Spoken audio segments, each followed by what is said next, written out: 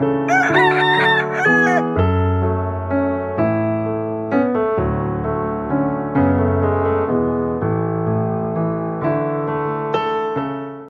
நாமத்திற்கு மகிமை உண்டாவதாக.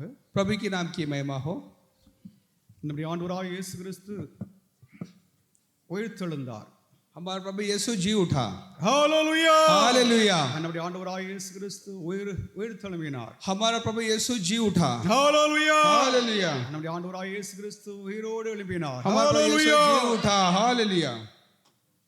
இதை போன்ற ஒரு திருநாளிலே, ऐसे एक खास दिन में, வாரத்தின் முதல் நாளிலே நம்முடைய ஆண்டவராகிய இயேசு கிறிஸ்து சரீரத்திலே மறுபடியும் உயிரோடு எழும்பினார். इस बदन में आके फिर से आके प्रभु यीशु हफ्ते के पहले दिन आके जी उठा.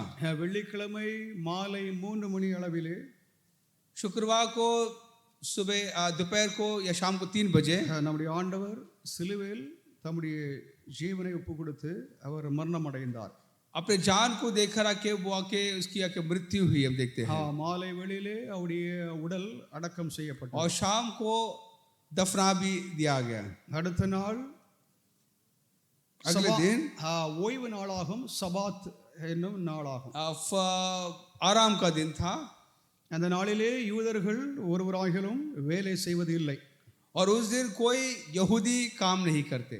அந்த நாளிலே நம்முடைய ஆண்டவர் பூமியின் அடிவாரத்திலே அவர் இளைப்பாறினார்.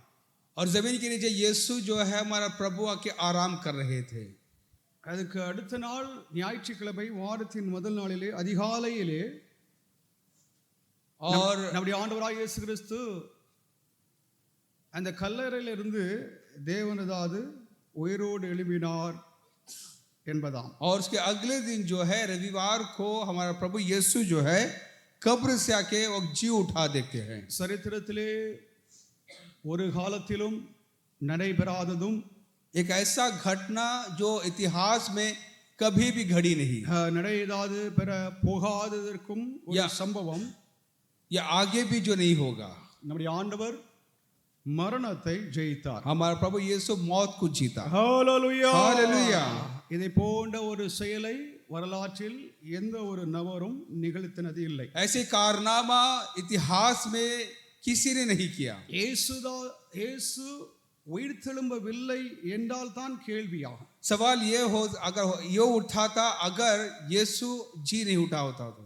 ஆனால் இயேசு அவரது உயிரோடு எழும்பினார் என்று சரித்திரம் வரலாறு அது சான்று ஏதாவது பகிர்கிறது. इतिहास गवाह देती है कि यीशु मौत से आके जीता, मौत पर जीता. கிறிஸ்துவுடைய உயிர்த்தெழுதல் கிறிஸ்தவத்தின் அஸ்திபாரமாகும். जो मसीह का बुनियाद है वो, அது நம்முடைய நம்பிக்கை, நம்முடைய விசுவாசமாகும். हमारा भरोसा, हमारा विश्वास है. விஞ்ஞானமும் அதை ஏதாவது உறுதிப்படுத்துகிறது. और वैज्ञानिक भी उसे के साबित करता है. ஆதி இயேசுவின் காலத்தில் உள்ள ரோம கிரேக்க சரித்திர ஆசிரியர்களும் அதை உண்மை என்று சொல்லி அங்கீகரிக்கிறார்கள். यहूदी के या के रोमियो के इतिहास जो लिखने वाले भी इसे आके मानते हैं. இந்த மகத்துவமான இந்த உயிர்த்தெழுதலை நாம் கொண்டாடும்படியாக இதை போன்ற ஒரு ஏதாவது நாளிலே, பரிசுத்த நாளிலே நாம் சபையாக கூடி வந்திருக்கிறோம். इस खास मौके को अब मनाने के लिए कि कलीसिया यहाँ पर जमा हुए हैं. கடந்ததாவது 2000 ஆண்டுகளுக்கு மேலாக இயேசுவுடைய உயிர்த்தெழுதலை கிறிஸ்தவம் கொண்டாடி வருகிறது. पिछले 2000 साल से मसीह यीशु के जी उठने के उस दिन को मनाते आ रहे हैं. அதில் விசேஷமாக இயேசுவின் சீஷர்கள் இல்லை என்றால் இயேசுவின் அப்போஸ்தலர்கள், खास करके यीशु के चेले, அவரை பின்பற்றினவர்கள், அவர்கள் பொதுவாக இயேசுவானவர் மறுபடியும் உயிர்த்தெழும்புவார் என்று சொல்லி நம்பவே இல்லை. आमतौर पे उनको ये मानना आके बहुत है कि मुश्किल पड़ा कि यीशु जी नहीं उठा कर. இயேசு தன்னுடைய ஊழிய காலத்திலே அவர் ஏதாவது உயிர்த்தெழும்புவார் என்று சொல்லி பல முறை அவர் பேசினது உண்டு. कई बार आके प्रभु यीशु आके मैं मौत पर से जी उठूंगा करके कहने के बावजूद भी இந்த அப்போஸ்தலர்கள் சீஷர்கள் எல்லோரும் இயேசுவுடைய போதனையை கேட்டிருந்தார்கள். ये प्रेरितों ने आके प्रभु के उस बातों को सुने. ஆனால் இயேசு உயிர்த்தெழுந்ததை அவர்கள் நம்பவே இல்லை. लेकिन प्रभु यीशु जी उठा करके वो यकीन नहीं कर पाए. இதை போன்ற ஒரு வாரத்தின் முதல் நாளிலே பக்த ஸ்திரீகள், விசுவாசிகள் ऐसे ही एक समय रविवार को जो भक्ति औरतें स्त्रियां இயேசுவின் அதாவது உடலுக்கு ஏதாவது சுகந்ததாக வர்க்கம் ஏதாவது இட்டு அதை ஏதாவது பாடம் செய்யும்படியாக அவர்கள் இதை போன்ற ஒரு நாளிலே அவர்கள் அதாவது அதிகாலை வேளையிலே போனார்கள். उसके बदन को क्या खुशबू आके तेल मलने के लिए वाके कब्र में गए करके देखते हैं. மனிதனுடைய உடல் ஏதாவது கொஞ்சம் ஏதாவது நாட்கள் மாத்திரம் ஏதாவது அழுகாமல் இருக்கும், ஏதாவது காலம் செல்ல செல்ல ஏதாவது மனிதனுடைய ஏதாவது அந்த உடல் எல்லாமே அழுகி போயிடும். इंसान का बदन जो कुछ दिन के लिए कि वाके रहता है उसके बाद आके तो शरीर के नाश होना ये डीकम्पोज होना शुरू हो जाता है. அதாவது மனிதனுடைய உடல் ஒவ்வொரு ஏதாவது உறுப்பும் ஒவ்வொரு சமயத்திலே அது வந்து ஏதாவது அழுகி ஏதாவது நாசமாயிரும். समय बीतते बीतते शरीर बदन के हर एक अंग जो है वो सड़ना शुरू हो जाता है. அதாவது மூளையாக இருக்கட்டும், இருதயமாக இருக்கட்டும், எலும்புகளாக இருக்கட்டும், இல்லைன்னா நரம்புகளாக இருக்கட்டும், இல்லைன்றால் அதாவது குருதி ரத்தமாக இருக்கட்டும், அதாவது உடனடியாக அவைகள் ஒரே நேரத்தில் அழுகுவது இல்லை. हमारे बदन के हर एक अंग जो है वाके वक्त गुजरते गुजरते वाके वो आके सड़ना शुरू हो जाता है. அதாவது சிலது மாதங்கள், சிலது உடனடியாக, சிலங்கள் வருடங்கள் ஆகும். அதாவது அந்த முழு அதாவது மனித உடலும் அதாவது அழுகி அது அந்த அணுக்கள் அது காற்றோட காற்றாக கலந்து போகும் ஒரு நிலை பல நாட்கள் ஆகும். कुछ कई बार महीने लग जाती है, कई बार साल लग जाती है, लेकिन वक्त गुजरते गुजरते उसका पूरा बदन जो है इस प्रकार के सड़ना शुरू हो जाती है. ஆதலால் அதாவது பண்டைய காலங்களிலே அதாவது மனிதர்கள் வந்து அதாவது தங்களுக்கு அதாவது அருமையானவர்கள் அவர்களுடைய அதாவது உடல் நீண்ட நாட்கள் இருக்கும்படியாக அதில் ஏதாவது மருந்து ஏதாவது ஏராளமான மருந்தை போட்டு அவர் ஏதாவது பல ஆண்டுகள் அப்படி வச்சிருப்பாங்க. इसलिए कि प्राचीन जमाने में आके दिनों में आके लाश को आके ताज़ा रखने के लिए उस जमाने में कई चीजों का इस्तेमाल किया करते थे. இப்பொழுது உங்களுக்கு தெரியும் அதாவது எகிப்து ஏதாவது நாடுகள் ஏதாவது பிரமிட் என்ற ஏதாவது ஒரு ஏதாவது கல்லறை ஏதாவது ஒன்று मिस्र में पिरामिड करके है. அங்கே ஏதாவது பல ஏதாவது 1000 ஆண்டுகளுக்கு முன்னால் ஏதாவது வசித்த ஏதாவது எகிப்திய ஏதாவது பார்வோன்கள் எகிப்திய அரசர்களுடைய உடல் அப்படி இருக்கிறது. हजारों साल से जो आके दफनाया गया जो फिरौन का जो लाश जो है वो बदन आके कई साल तक सालों साल आके ताजा ही रहता था. அங்கே ஏதாவது அதை ஏதாவது பார்த்து வந்தவர்கள் அதாவது அதை பேசுகிறார்கள், சொல்லுகிறார்கள், அதை ஆராய்ந்து பார்க்கிறார்கள். उसे कई लोग आके देखे और आके इसके बारे में रिसर्च भी करते அந்த हैं. அடிப்படையில் அதாவது இந்த ஏதாவது விசுவாச பெண்கள் போய் இயேசுவின் அதாவது உடலுக்கு அதாவது நாம் அப்படி செய்ய வேண்டும், அது நீண்ட நாட்கள் அது இருக்கட்டும் என்று சொல்லித்தான் நம்பினார்களே ஒழிய इसे ध्यान में रखते हुए आके इस प्रकार आके उस लाश को इस तरीके से संभालना, प्रिजर्व करना, संभालना करके वो गए. அவர் उயிரோடு எழும்புவார், மகிமையாக உயிரோடு எழும்புவார் என்று சொல்லி அவர்களுக்கு நம்பிக்கை இல்லை. उनको ये आके उनको आके यकीन इनको समझ में नहीं आया कि नहीं माने कि यीशु फिर से जी उठा करके. இயேசு உயிரோடு எழும்புவார் என்று சொல்லி பழைய ஏற்பாடு எல்லாம் தீர்க்க தரிசனம் உரைத்தது. पुराने नियम में प्रभु यीशु जी उठेगा करके हम देखते हैं. தாவீது அரசன், दाऊद राजा, ஏசாயா தீர்க்கதரிசி, यशायाह नबी, யோனா போன்றவர்கள் அதாவது இயேசுவுடைய அதாவது உயிர்த்தெழுதலை குறித்து அவர்கள் அதாவது எழுதியிருக்கிறார்கள், விசுவாசித்தார்கள். योना ने आके ऐसे पका कई आके जगह पर यीशु के जी उठने के बारे में लिखा है, नबूवत की है. இயேசு தன்னுடைய மரணத்தை குறித்தும் தன்னுடைய உயிர்த்தெழுதலை குறித்தும் அதாவது அவர் தெளிவாக பேசினது. और यीशु ने भी कई मर्तबा आके उसके मरना और जी उठने के बारे में कई बार आके उसने कही அவர் தன்னுடைய உடலை தன்னுடைய சரீரத்தை தேவாலயத்திற்கு ஒப்பிட்டு அவர் பேசினார். अपने बदन को आके मंदिर के आके की बराबरी किए देते हैं. யூதர்கள் தேவாலயம் ஒன்று எருசலேம் நின்று கொண்டிருந்தது. यरूशलेम में प्रभु का मंदिर थी. தன்னுடைய உடலை எருசலேம் ஆலயத்திற்கு ஒப்பிட்டு இந்த ஆலயம் தன்னுடைய உடல் தன்னுடைய சரீரம் என்று சொல்லி அவர் உரையாற்றினார். अपने बदन को यरूशलेम मंदिर की बराबरी करके उसके उस मंदिर की तरह उसका बदन है करके उसने कहा. இந்த உடல் இது அதாவது மரணம் அடையும், இல்லைஎன்றால் விழுந்து போகும், மறுபடியும் உயிரோடு எழும்பும் என்று சொல்லி அவர் தீர்க்க தரிசனம் ये मंदिर ये जो बदन जो है वाकई मर जाएगी लेकिन दोबारा वो जी उठेगी. யோனா தீர்க்கதரிசி 3 நாட்கள் ஒரு பெரிய மீனின் வயிற்றில் இருந்தார் என்றும் அவர் தன்னை ஒப்பிட்டு அவர் பேசினார். योना के 3 दिन आके जिस तरीके से वो मछली के पेट में था उसके आके तुलना करके यीशु अपने बारे में कहता है. பேதுரு, पतरस, யாக்கோபு அதாவது இயேசுவை நேரடியாக தரிசித்தது இயேசுவோடு பழகினது அப்போஸ்தலர்கள் जो एक यीशु को रूबरू जो देखे உயிர்த்த கிறிஸ்துவை அவர்கள் நேரடியாக அவர்கள் தரிசித்தார்கள், பார்த்தார்கள். यीशु को उन्हें रूबरू देखे. அதற்கு பின்பு அப்போஸ்தலனாகிய பவுல் இயேசுவை நேரடியாக தரிசித்தார். उसके बाद पौलुस खुद आके देखे. அந்த சத்தியத்தை தன்னுடைய நிருபத்தில் எழுதுகிறார். 1 கொரிந்தியர் கொரிந்தியர் 15:3-8 வரைக்கும் வாசிக்கலாம். पहला कुरिन्थियों 15:3 से पढ़ सकते हैं 1 கொரிந்தியர் 15:3-8. पहला कुरिन्थियों 15:3 से 8 तक पढ़ सकते हैं. 1 Corinthians 15:3-8. நான் அடைந்ததும் உங்களுக்கு பிரதானமாக ஒப்புவிக்கிறது என்னவென்றால், கிறிஸ்துவானவர் வேத வாக்கியங்களின்படி நம்முடைய பாவங்களுக்காக மரித்து அடக்கம் பண்ணப்பட்டு வேத வாக்கியங்களின்படி 3ஆம் நாள் உயிர்த்தெழுந்தார். கேபாவுக்கு பின்பு 12 பேருக்கும் தரிசனமானார். அதற்கு பின்பு அவர் 500 பேருக்கு அதிகமான சகோதரருக்கு ஒரே வேளையில் தரிசனமானார். அவர்களில் அநேகர் இந்நாள் வரைக்கும் இருக்கிறார்கள், சிலர் மாத்திரம் நித்திரை அடைந்தார்கள். பின்பு யாக்கோபுக்கு, அதன் பின்பு அப்போஸ்தலருக்கு தரிசனமானார். எல்லாருக்கும் பின்பு அகால பிறவி போன்ற எனக்கும் தரிசனமானார். ஹalleluya. हालेलुया. இங்கே அப்போஸ்தலனாகிய பவுல் சபையாருக்கு எழுதும் இந்த சத்தியத்தை நாம் சரியாக அறிந்து கொள்ள வேண்டும். ये प्रेरित पौलुस आके जो कलीसिया को लिखे इस खत के बारे में आके समझना है. நாம் சுவிசேஷங்களை இயேசு கிறிஸ்துவை குறித்து இயேசு கிறிஸ்துவினுடைய மரணத்தை குறித்து அவருடைய உயிர்த்தெழுதலை குறித்து நாம் அதை வாசிக்கிறோம், நாம் அதை படிக்கிறோம். खुशखबरियों में यीशु के बारे में पढ़ते हैं, जानते हैं. இங்கே என்ன எழுதப்பட்டிருக்கிறது என்றால், पर क्या लिखा है? இயேசு தம்மை ஒரு மகதலேனா மரியா என்ற ஒரு அம்மாவுக்கு தம்மை வெளிப்படுத்தினார் என்று சொல்லி சுவிசேஷ எழுத்தாளர்கள் எழுதுகிறார்கள். खुशखबरियों में जो आके जब लेखक लिखता है तो कहता है कि यीशु ने मरियम मैगदलीन को अपने आप को जाहिर किया करके दिखाया करके. அந்த காலகட்டத்தில் சபை இல்லை, तब कलीसिया नहीं थी. இப்பொழுது பவுல் எழுதுகிறது இந்த பகுதியில் வாசிக்கும் பொழுது, अभी पौलुस के इस हिस्से में பவுல் சபையாருக்கு எழுதும் பொழுது कलीसिया जब लिखता है அந்த சுவிசேஷத்தை உள்ளதாத அந்த பகுதியை ஒன்றுவதாக அவர் தொடவில்லை. वो खुशखबरी के कुछ भी चीजों को उसने பவுல் என்ன नहीं சொல்கிறார் छुआ. என்றால், முதலாவது இயேசு கேபா பேதுருவுக்கு தம்மை வெளிப்படுத்தினார் என்று उससे சொல்லி அவர் पहला சொல்கிறார்.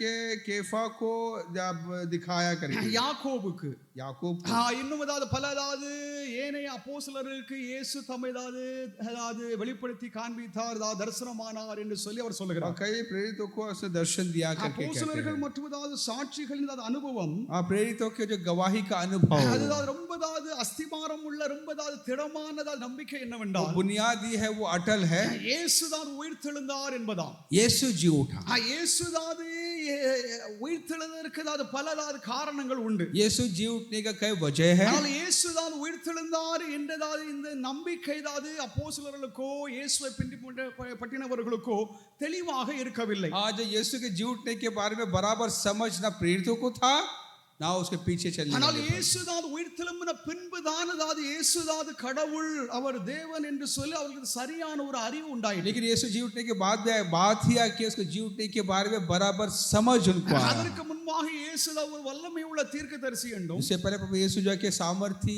एक इंसान एक இயேசு தேவனுடைய குமாரன் என்றும் விசுவாசித்தார். परमेश्वर का बेटा करके मानते थे. அதான் முந்திதான் முற்காலங்களில் அறிவிக்கப்பட்ட மேசியா என்றும் விசுவாசித்தார். पहले जाके प्रभु के जो मसीह के बारे में बताया गया था, यही है करके माने.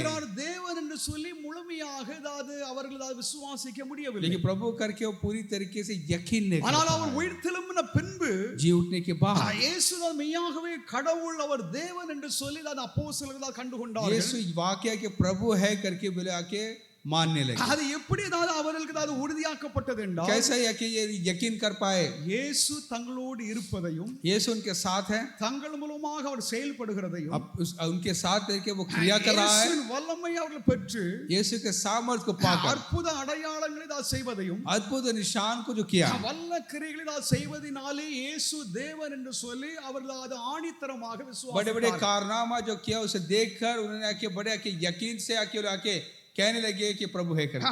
உயிரை பணயம் செய்யும் அளவுக்கு தங்களை இயேசுவுக்காக தங்களை ஒப்பு अपना கொடுத்தார்கள். जान देने तक आके इस प्रकार आके बढ़ गए. देखते हैं பயந்து கொண்டிருந்த அவர்கள், जो डरे हुए थे அவர்கள் துணிச்சலானார்கள். वह निडर हो गए. அவர்கள் துணிச்சலாக இயேசுவுக்காக ஊழியம் செய்ய தங்களை அர்ப்பணித்தார்கள். वह के निडर होकर दिलेर होकर प्रभु के लिए सेवा की. அது மாத்திரமல்ல, தங்களுக்காக ஜீவனை கொடுத்த கர்த்தருக்காக தங்களுடைய உயிரையும் தியாகம் செய்யும் அளவுக்கு தங்களை இயேசுவுக்கு ஒப்பு जो கொடுத்தார்கள். अपना जान दिया प्रभु के लिए, वो खुद आके अपने जान देने के लिए तैयार हो गए. இயேசு உயிர்த்தெழும்பவில்லை என்றால் अगर यीशु जी नहीं उठा तो நாம் இப்பொழுதாவது இப்படி கூடி வந்திருக்கிறதும் அதாவது விருதா. हम यहाँ पर आके जमा हुए के व्यर्थ है, நாம் बेकार है. நாம் விசுவாசிக்கிறதாவது விசுவாசம் நம்பிக்கையும் விருதா. हमारा विश्वास भी आके बेकार हो जाएगा, அது அதாவது வீணாகும், वहाँ के व्यर्थ है, அது நம்பிக்கையற்றதாகும். वहाँ के बेभरोसे के है. இயேசு உயிர்த்தெழும்பினார் यीशु जी उठा என்றதாவது பவுல் அதாவது ஆணித்தரமாக தன்னுடைய நிருபங்களிலே ஆங்காங்கு முழுமையாக அதாவது தெளிவாக எழுதுகிறார். और साफ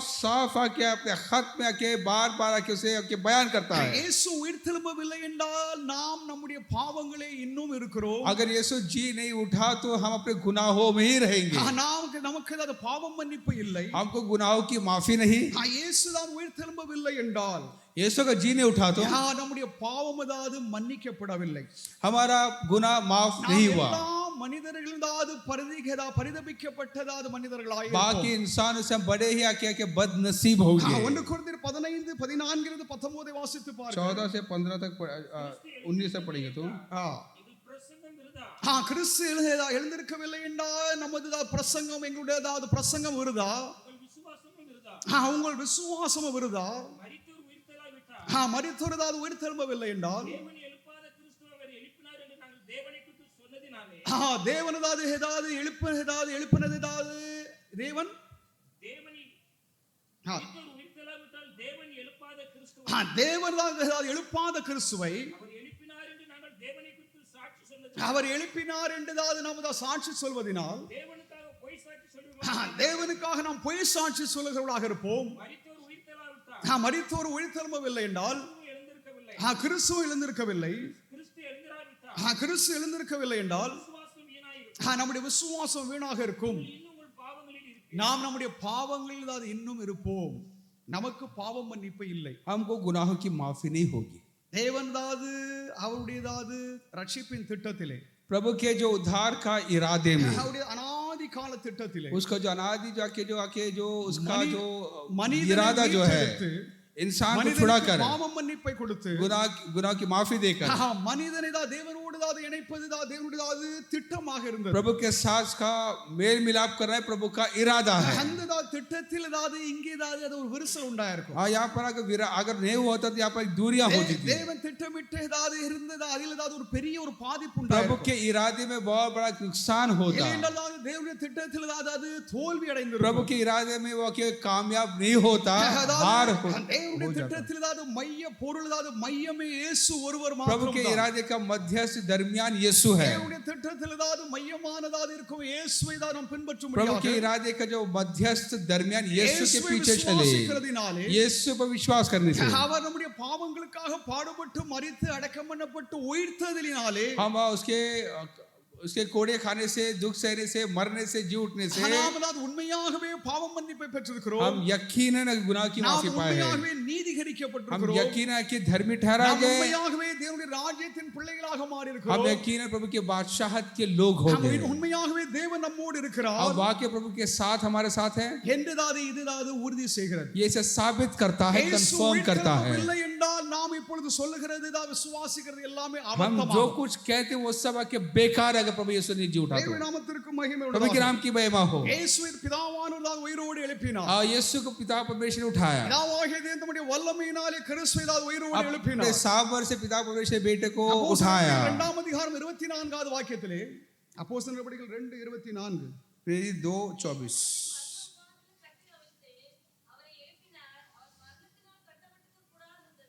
தேவனுடைய நாமத்திற்கு மகிமை प्रभु के உண்டாகட்டும். नाम की महिमा हो. எங்கேயாவது மரண கட்டத்தின் கட்டினாலே இல்லைதாவது மரணத்தினாலே இயேசு கட்டதாது பட முடியாதவராக இருந்தார். मौत के बंधन में जो डोर में जो है उसको जकड़ नहीं पाया. மரணம் இயேசு கட்டிதாது வைத்திருக்க முடியவில்லை.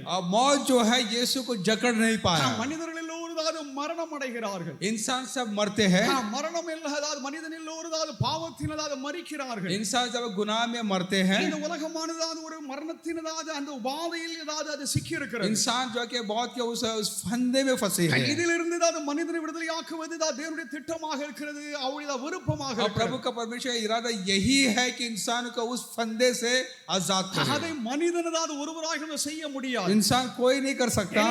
மனிதர்கள் எல்லோரும் பாவிகள் என்று சொல்லி வேததா बाइबल आके திட்டப்பட்ட साबित करते कि हर एक इंसान जो है कि पापी है, गुनहगार है। தேவனதாது மனிதனாக ஏதாவது மாறி प्रभु इंसान होकर அவர்தான் மனித வடிவத்தில் ஏதாவது மனிதர்கள் மத்தியில் ஏதாவது தோன்றி इंसान के बीच रहकर மனிதனுக்கு ஏதாவது உண்டாயிருக்கும் ஏதாவது மரணத்தை ஏதாவது அதை ஏதாவது பிடுங்கி எடுத்தார் इंसान के बीच जो मौत को जो है उससे छीन लिया। அதாவது மரண அடிமைத்தனத்தில் ஏதாவது இருந்தது அது மனுக்குலத்தை ஏதாவது இயேசு ஏதாவது மீட்டெடுத்தார் मौत की जो गुलामी से इंसान को बचाया। கலாத்தியர் 1ஆம் அதிகாரம் 1வது வாக்கியத்தில் गलातियों 1:1 மனுஷனாலும் அல்ல, மனுஷன் மூலமாயும் அல்ல, இயேசு கிறிஸ்துவினாலும் அவரை மரித்தோரிலிருந்து எழுப்பின பிதாவாகிய தேவனாலும் அப்போஸ்தலனாய் இருக்கிற பவுலாகிய நானும் என்னோட கூட இருக்கிற சகோதரர் எல்லாரும் கலாத்திய நாட்டிலுள்ள சபைகளுக்கு எழுதியிருந்தாவது பிதாவாகிய போதும் தேவனுடைய நாமத்திற்கு மகிமை प्रभु உண்டாவதாக के नाम की महिमा हो। பிதாவினால் உயிரோடு எழுப்பப்பட்டதாவது இயேசு ஏதாவது உயிர் தெழுப்பப்பட்டார் என்று சொல்லி வேதம் சொல்லுகிறது यीशु जो जी उठा उसके पिता से जो हुआ है,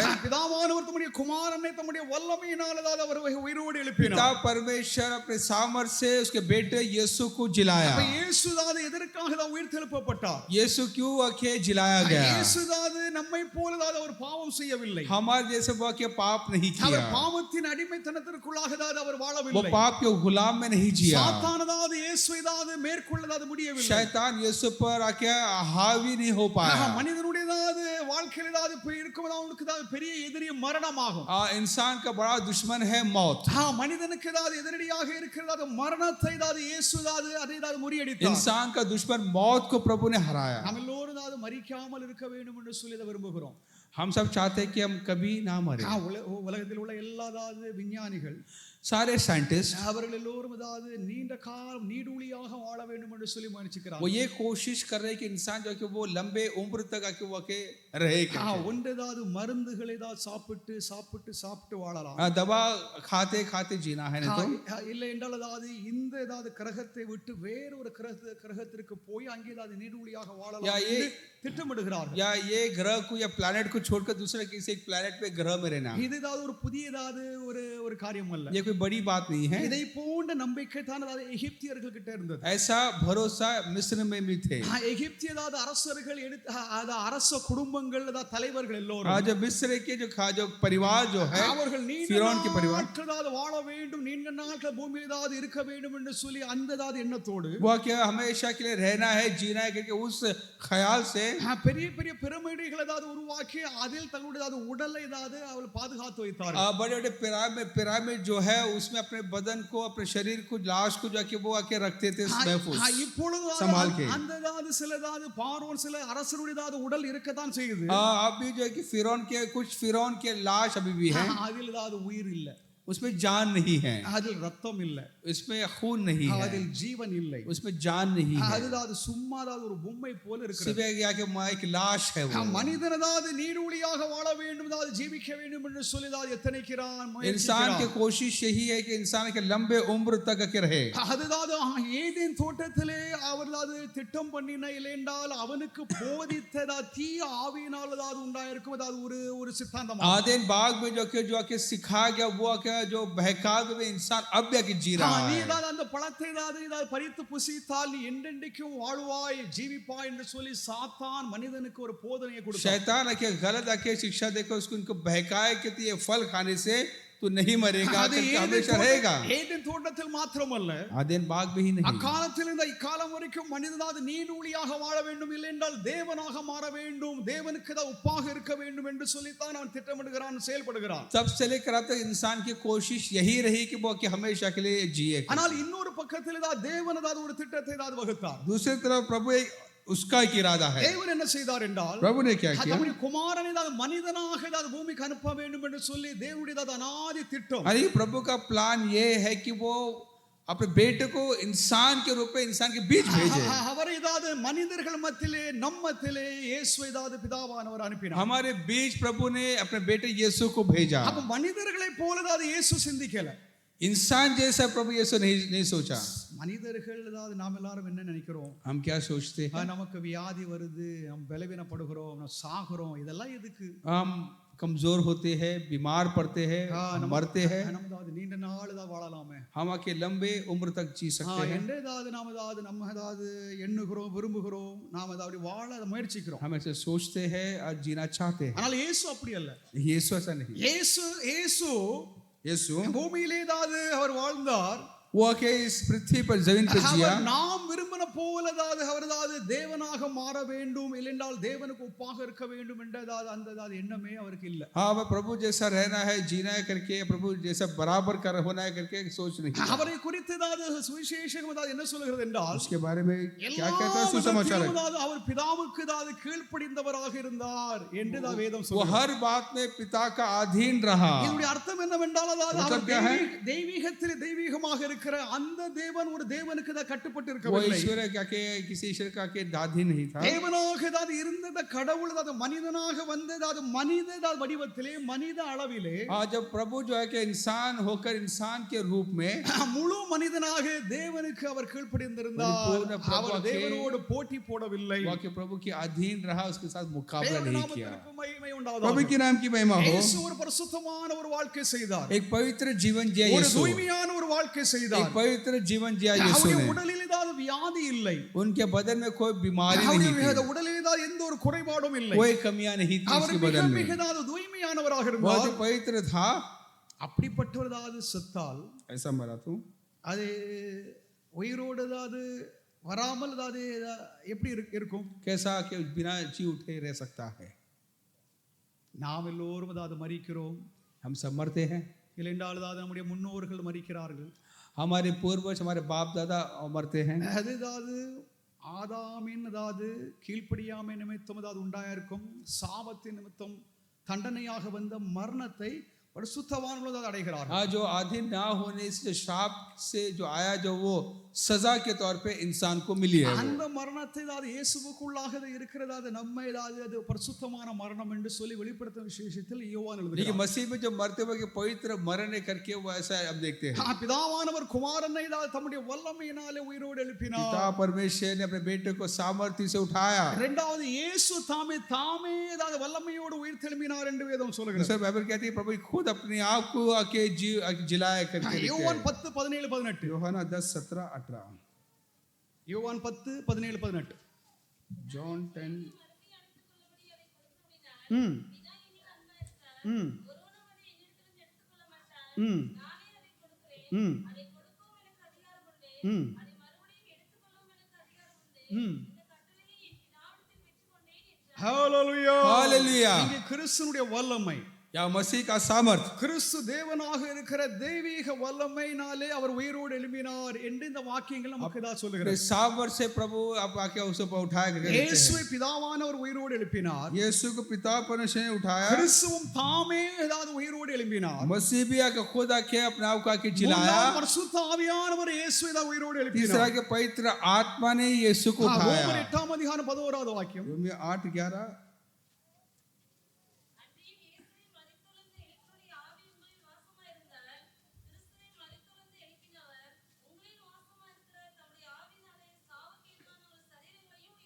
1 பேதுரு 3:18 पहला पत्रस 3:18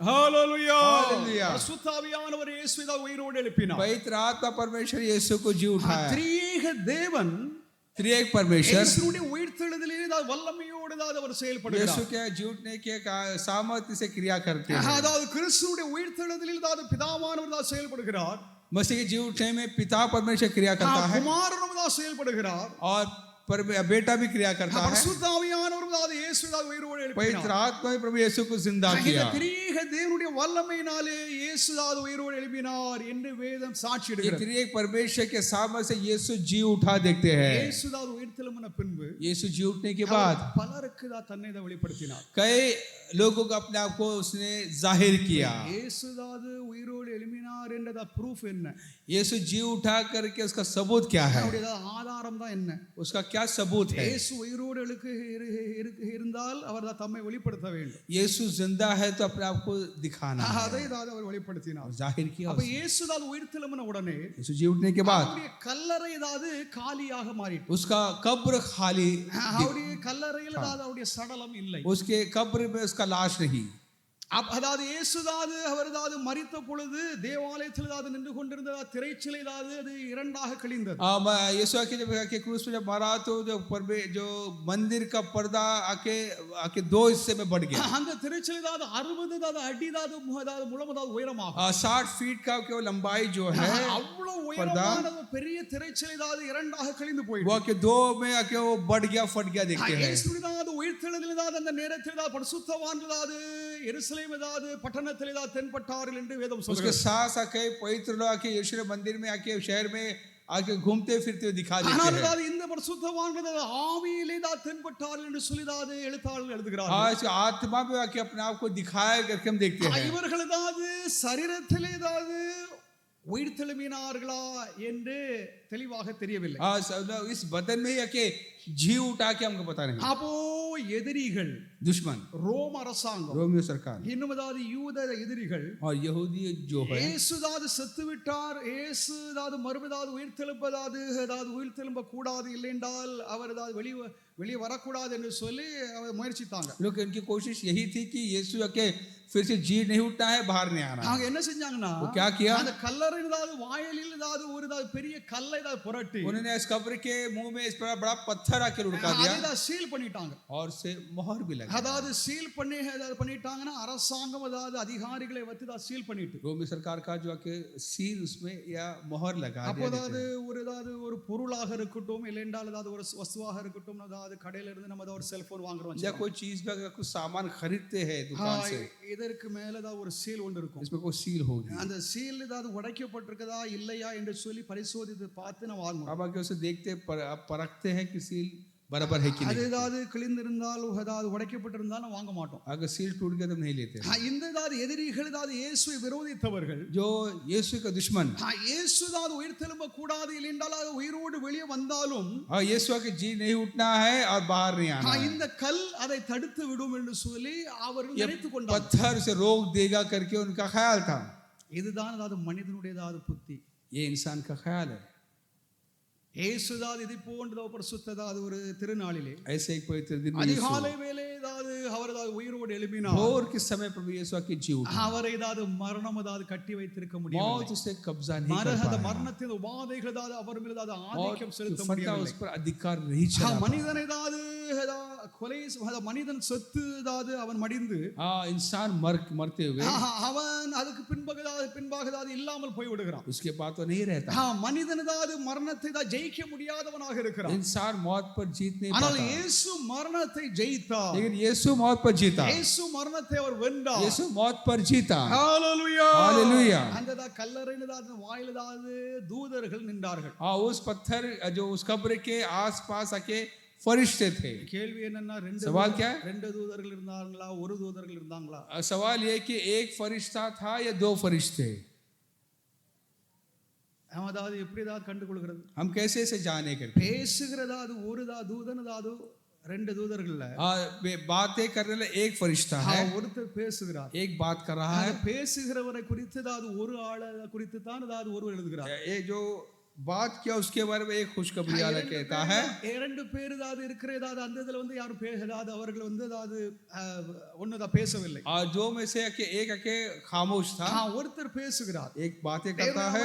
மகிமை प्रभु உண்டதாக. के नाम की महिमा हो। இங்கதான் தூதர்கள் ஏதாவது இயேசு ஏதாவது குறித்து முதல் சாட்சி அவங்க தான் எடுக்கிறாங்க. और फिर फरिश्तों ने आके प्रभु यीशु की जी उठने का खबर फैलाते हैं। இயேசு ஏதாவது தேடி வந்திருக்கிறீங்க, यीशु को ढूंढ कर आए, அவர் இங்கே இல்லை, यहाँ पर नहीं है। அவர் ஏதாவது உயிரோடு எழும்பினார், वो जी उठा। ஹalleluya, हालेलुया। அவர் ஏதாவது இங்கே இல்லை, यहाँ पर नहीं है। மரித்தோர் மத்தியில் ஏதாவது ஜீவன் உள்ளவர்கள் ஏதாவது ஏன் தேடுகிறீர்கள்? मुर्दों में तुम्हारे जी उठे हुए को क्यों ढूंढते हो? மரித்த மனிதர்கள் மத்தியிலே இயேசு இருப்பது இல்லை.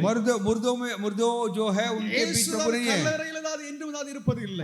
प्रभु का कब्र में नहीं है। உலக மத தலைவர்கள், जो भी धार्मिक गुरु जो है, பெரிய பெரிய தலைவர்கள் எல்லோரும் बड़े बड़े கல்லறையில் அவருடைய சடலம் அதாவது இன்றும் அதாவது நாரி அழுகி கொண்டு गुरु जो है कि उनके कब्र में ही उनके लाश है, ஆனால் இயேசுவின் உடலை பார்க்காதீங்க, எருசலேம் போங்க, लेकिन यीशु के लाश को देखने के लिए आप यरूशलेम जाइए, இட்ஸ் எம்டி, वो खाली है, அங்கே ஒண்ணுமே இல்ல, वहां पर कुछ नहीं है, காலியாக இருக்கிறது. वो खाली है. இயேசுடைய உடல் எங்க போயிட்டு? यीशु का बदन அது लाश कहाँ எங்கே गई, மாயமாக மறைந்து वो விட்டது. कहाँ गायब हो गई. இப்போதாவது அதை குறித்ததாவது பல பொய்யர்கள் हाँ, इसके बारे में कई लोग झूठे जो कि खबर अफवाह फैलाने वाले, பல இப்படி தீமையான மனிதர்கள் जो बुरे लोग जो है, இயேசுதாவது குறித்ததாவது பல கற்பனை கதைகளை உருவாக்கி ஜனங்களை और से कई मन घड़क कहानी रचा है. அது ஒரு பெரிய சப்ஜெக்ட், அதை वो बड़ा सब्जेक्ट है, इसके बारे में हम ना जाए. இயேசு உயிரோடு எழும்பினார். यीशु जी उठा. இயேசுடைய உடலை யாரும் அதாவது திருடிட்டு போல. यीशु के लाश को कोई भी नहीं चुराया. இயேசுவின் உடலை திருடிட்டு போயிட்டாங்கன்னா यीशु की लाश को चुराया होगी तो எதிரிகள் அந்த உடலை வாங்கி காண்பிச்சிருக்கலாம். वो आके उसे आके पकड़ दिखा सकते थे दुश्मन. இயேசுடைய உடலை யாரும் காண்பிக்க முடியல. लेकिन यीशु के लाश को कोई आके दिखा नहीं पाया. அவர் பல இடங்களிலே பலருக்கு பல விதத்தில் அவர் வெளிப்பட்டார். कई जगह पे कई मौकों पर यीशु ने अपने आप को लोगों को जाहिर किया. மகதலேனா மரியாளுக்கு அங்கே அந்த கல்லறை தோட்டத்திலே அவர் தென்பட்டார். मगदली मरियम का के उस बाग में अपने आप को यीशु ने दिखाया. மரியாதை இயேசுவை சரியாக அறிந்து கொள்ளவில்லை. मगदली मरियम के यीशु को नहीं पहचानी. என்ன நினைச்சிட்டாங்க? वो क्या जानी? ஒரு தோட்டக்காரர், वो एक बागबान है, இஸ் எ கார்டனர். वो एक बागबान है. இயேசு தெரியல, यीशु करके नहीं पहचान पाए. அப்ப இயேசு மரியாளே என்று சொல்லி அழைத்த பின்பு தான் இது கர்த்தர் என்று சொல்லிட்டு அப்பதான் मरियम புரியுது. करके जब उसका नाम लिया तो वो पहचान गई. இரண்டு சீஷர்கள் எருசலேமில் இருந்து எம்மாவுக்கு செல்கிற வழியிலே एमाऊर में जो आके एमाउस करके उस वहां से जो दो चेले जा रहे थे, அங்கே அவர்களுக்கு தம்மை வெளிப்படுத்துகிறார். एमाउस के उस रास्ते पर यीशु अपने आप को जाहिर किया. அவர்களும் இயேசு என்று சொல்லி அறிந்து கொள்ள முடியும். वो भी पहचान नहीं पाए. ஏதோ ஒரு அந்நியனை போல எண்ணிக்கிட்டாங்க. या कोई मुसाफिर है. இயேசு அவர்கிட்ட பேசின பொழுது यीशु जब उनसे बातें की, அவருடைய ஆவி அது ரொம்ப ரொம்ப பலன் அடைகிறது. उनका दिल जोश से भरा, அவங்களுக்கு வல்லமை உண்டாகிறது, सामर्थ्य, விசுவாசம் பெருகிறது. विश्वास बढ़ी. உடனே இது கர்த்தர் என்று சொல்லி அறிந்த और உடனே जान लिया कि ये प्रभु है. ஆண்டவர் மறைந்துட்டார். प्रभु वहां से गायब हो गए. நாமத்திற்கு ஸ்தோத்திரம். प्रभु के नाम की महिमा हो. அவர் 40 நாட்கள் அளவும் 40 दिन, ஒரு 1.5 மாதம், कम से कम 1-1.5 महीने தேவனுடைய ராஜ்யத்தை குறித்து, प्रभु के राज्य के बारे में, சபையை குறித்து, कलीसिया के बारे में, வல்லமை அதிகாரத்தை குறித்து, सामर्थ के बारे में, अधिकार के बारे में 40 நாள் அளவும் ஆண்டவர் பேசி உரையாடி கொண்டிருந்தார். अपने चेलों के साथ बातचीत की देखते हैं. அவர்களுக்கு போதித்தார், उनको सिखाया, சபையை எப்படி நடத்த வேண்டும் என்று சொல்லி போதித்தார். उनको सिखाया कलीसिया को कैसे चलाना है. என்று சொல்லி அவர்களுக்கு கற்றுக் கொடுத்தார். यही उपदेश है, डॉक्ट्रिन है. அதை இயேசுவினிடம் கற்றுக்கொண்டவர்கள் यीशु से जो सीखे, அவர்கள் சபையை உருவாக்கினார். कलीसिया को उन्होंने उठाया, சபை எழும்பியது. कलीसिया उठे. அவர்கள் अनेक ஆத்துமாக்கள் ஆண்டவரிடமாக அழைத்து வந்தார். कई के आत्माएं प्रभु के पास आए. யோவன்னா, यूहन्ना, யாக்கோபின் தாய் மரியாள், याकूब की माँ जो मरियम, அவர்களுக்கும் தம்மை வெளிப்படுத்தி காண்பித்தார். उन्हें भी अपना खुद दर्शन किया. சீமோன் பேதுருவுக்கு सीमोन पतरस को தனிப்பட்ட முறையிலே, निजी तौर से, எல்லாரும் மத்தியில் இல்ல, सबके सामने, தனிப்பட்ட பிரைவேட்லி, पर्सनली, निजी तौर से தம்மை வெளிப்படுத்தினார். अपने आप को दिखाया. பின்பு 11 அப்போஸ்தலர்களுக்கு வெளிப்படுத்தினார். 11 प्रेरितों को, அந்த 11 அப்போஸ்தலருக்கு வெளிப்படுத்தினதால் அந்த சமயத்திலே தோமா அதில் இல்லை. उस समय थॉमस नहीं था. பின்பு ஒரு தடவை அப்போஸ்தலருக்கு தம்மை வெளிப்படுத்தின சமயத்திலே தோமா இருந்தார். दोबारा अपने आप को जब जाहिर किया था थॉमस साहब. கலிலியாவில் 7 சீஷர்களுக்கு, गलीली में 7 चेलों को, 500 விசுவாசிகளுக்கு, 500 विश्वासी को. இப்போ அவங்க என்ன சொல்றாங்கன்னா, क्या कहते हैं? இயேசுவுடைய அந்த வெளிப்பாடு இந்த பித்தலாட்டம், ஹாலுசினேஷன் என்று சொல்வார்கள். कुछ कहते हैं ये सब ख्वाब है, सब मनगढ़ सोचा ख्याल है. அவர்கள் அப்படி எண்ணிக்கொண்டார்கள், ऐसा அப்படி सोच தெரிந்தது. लिया करके इल्यूमिनेशन कहते हैं. அது இப்ப 500 பேருக்கும் ஒரே நேரத்தில் அப்படிப்பட்ட அனுபவம் எப்படி உண்டாகும்? 500 लोगों किससे कैसा होगा एक ही साथ?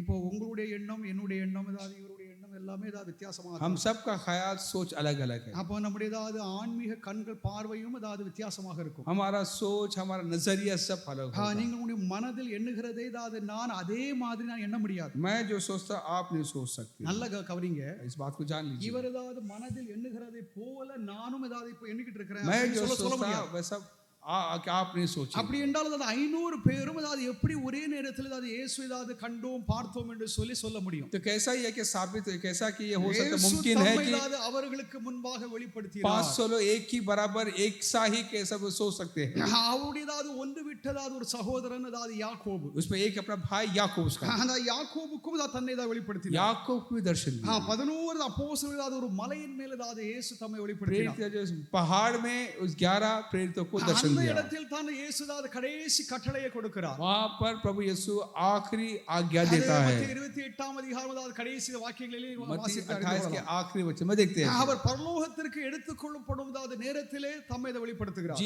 जी उठकर आसमान पर चढ़ने के वक्त भी अपने आप को दर्शन देता है। அவர் அதாவது ஸ்தேவான் இயேசுவை நேரடியாக தரிசிக்கிறார். स्टीफन आके अपनी आंखों से रूबरू यीशु को देखता है। அதாவது பரலோகத்தில் அதாவது இயேசுவை பிதாவுடைய வலது பாரசத்தில் நிற்பதை ஸ்தேவான் பார்க்கிறார். स्टीफन आके देखता है कि यीशु को पिता परमेश्वर के दाहिने हाथ बैठा இயேசு हुआ खड़ा। பவுலுக்கு தம்மை வெளிப்படுத்தினார். पौलुस को दिखाया अपने आप को। கடைசியாக आखिर में அப்போஸ்தலனாகிய யோவானுக்கு आज யோሐना को பத்மோத்திவேலே தம்மை आज வெளிப்படுத்தினார். पतमोस करके उस द्वीप में अपने आप को दिखाया। காலம் தொடங்கி இக்காலம் வரைக்கும் तब से लेकर अब तक பல பேருக்கு தான் இயேசு कई लोग को வெளிப்படுத்துகிறார். दर्शन दिया, பல பேர் பார்த்திருக்கிறாங்க. कई लोग देखे। ஆனால் இந்த அப்போஸ்தலர்களுக்கு ஆதி இதாவது அப்போஸ்தலர்களுக்கு சீஷர்களுக்கு தேவன் வெளிப்படுத்தினது, लेकिन जो प्रेरितों को जैसे दिखाया தம்முடைய அப்போஸ்தலர்களுக்கு வெளிப்படுத்தினது சபையை கட்ட முடியாது. अपने दर्शन अपने आप को दिखाया कलीसिया बांधने के लिए। சபையின் உபதேசங்களை தான் அவர்களுக்கு கொடுத்து, कलीसिया का उपदेश दिया, சபையின் அஸ்திவாரத்தை தான் கொடுத்து फाउंडेशन दिया, அவர்களை தான் நடத்தினது விதம் வேறாகும். उनको जो अगुवाई अलग है। அதை போல தான் நம்மிடம் ஆண்டவர் நம்ம பார்க்கிறார் என்றால் நாம் அவரை பார்க்கிறோம் என்று இல்லை. उसके बराबरी नहीं कर सकते। அதாவது ஆதி அப்போஸ்தலர்கள் சீஷர்களை போலவே ஆண்டவர் இப்பொழுது அதாவது எல்லாம் வெளிப்படுத்துகிறாரு நம்ம அதை பார்க்கிறோம் என்பது அல்ல. जो उस प्रेरितों के साथ जो हुई वैसा ही कि हमारे साथ होना करके ऐसा नहीं है। இயேசு கிறிஸ்துவினுடைய உயிர்த்தெழுதல் यीशु का जी उठना அது கிறிஸ்தவத்தின் அது மையமாகும். मसीह का वो के दरमियाने அது நம்முடைய விசுவாசத்தின் அடிப்படையாகும். विश्वास का बुनियाद है वो। இந்த ஏதாவது விசுவாச அடிப்படையில் ஏதாவது கிறிஸ்துவ அதாவது ये அமைந்திருக்கிறதுனால विश्वास के बुनियाद में ही है कि मसीह खड़ी है। மற்ற எல்லா மதங்களிலும் இதுதான் சிரேஷ்டமானதாவது மார்க்கம் என்று நாம் அதாவது உறுதியாக அதாவது ஸ்தாபிக்கலாம். हम यकीन से ये साबित कर सकते हैं कि बाकी धर्म से ये कि श्रेष्ठ है, उत्तम है, अव्वल है।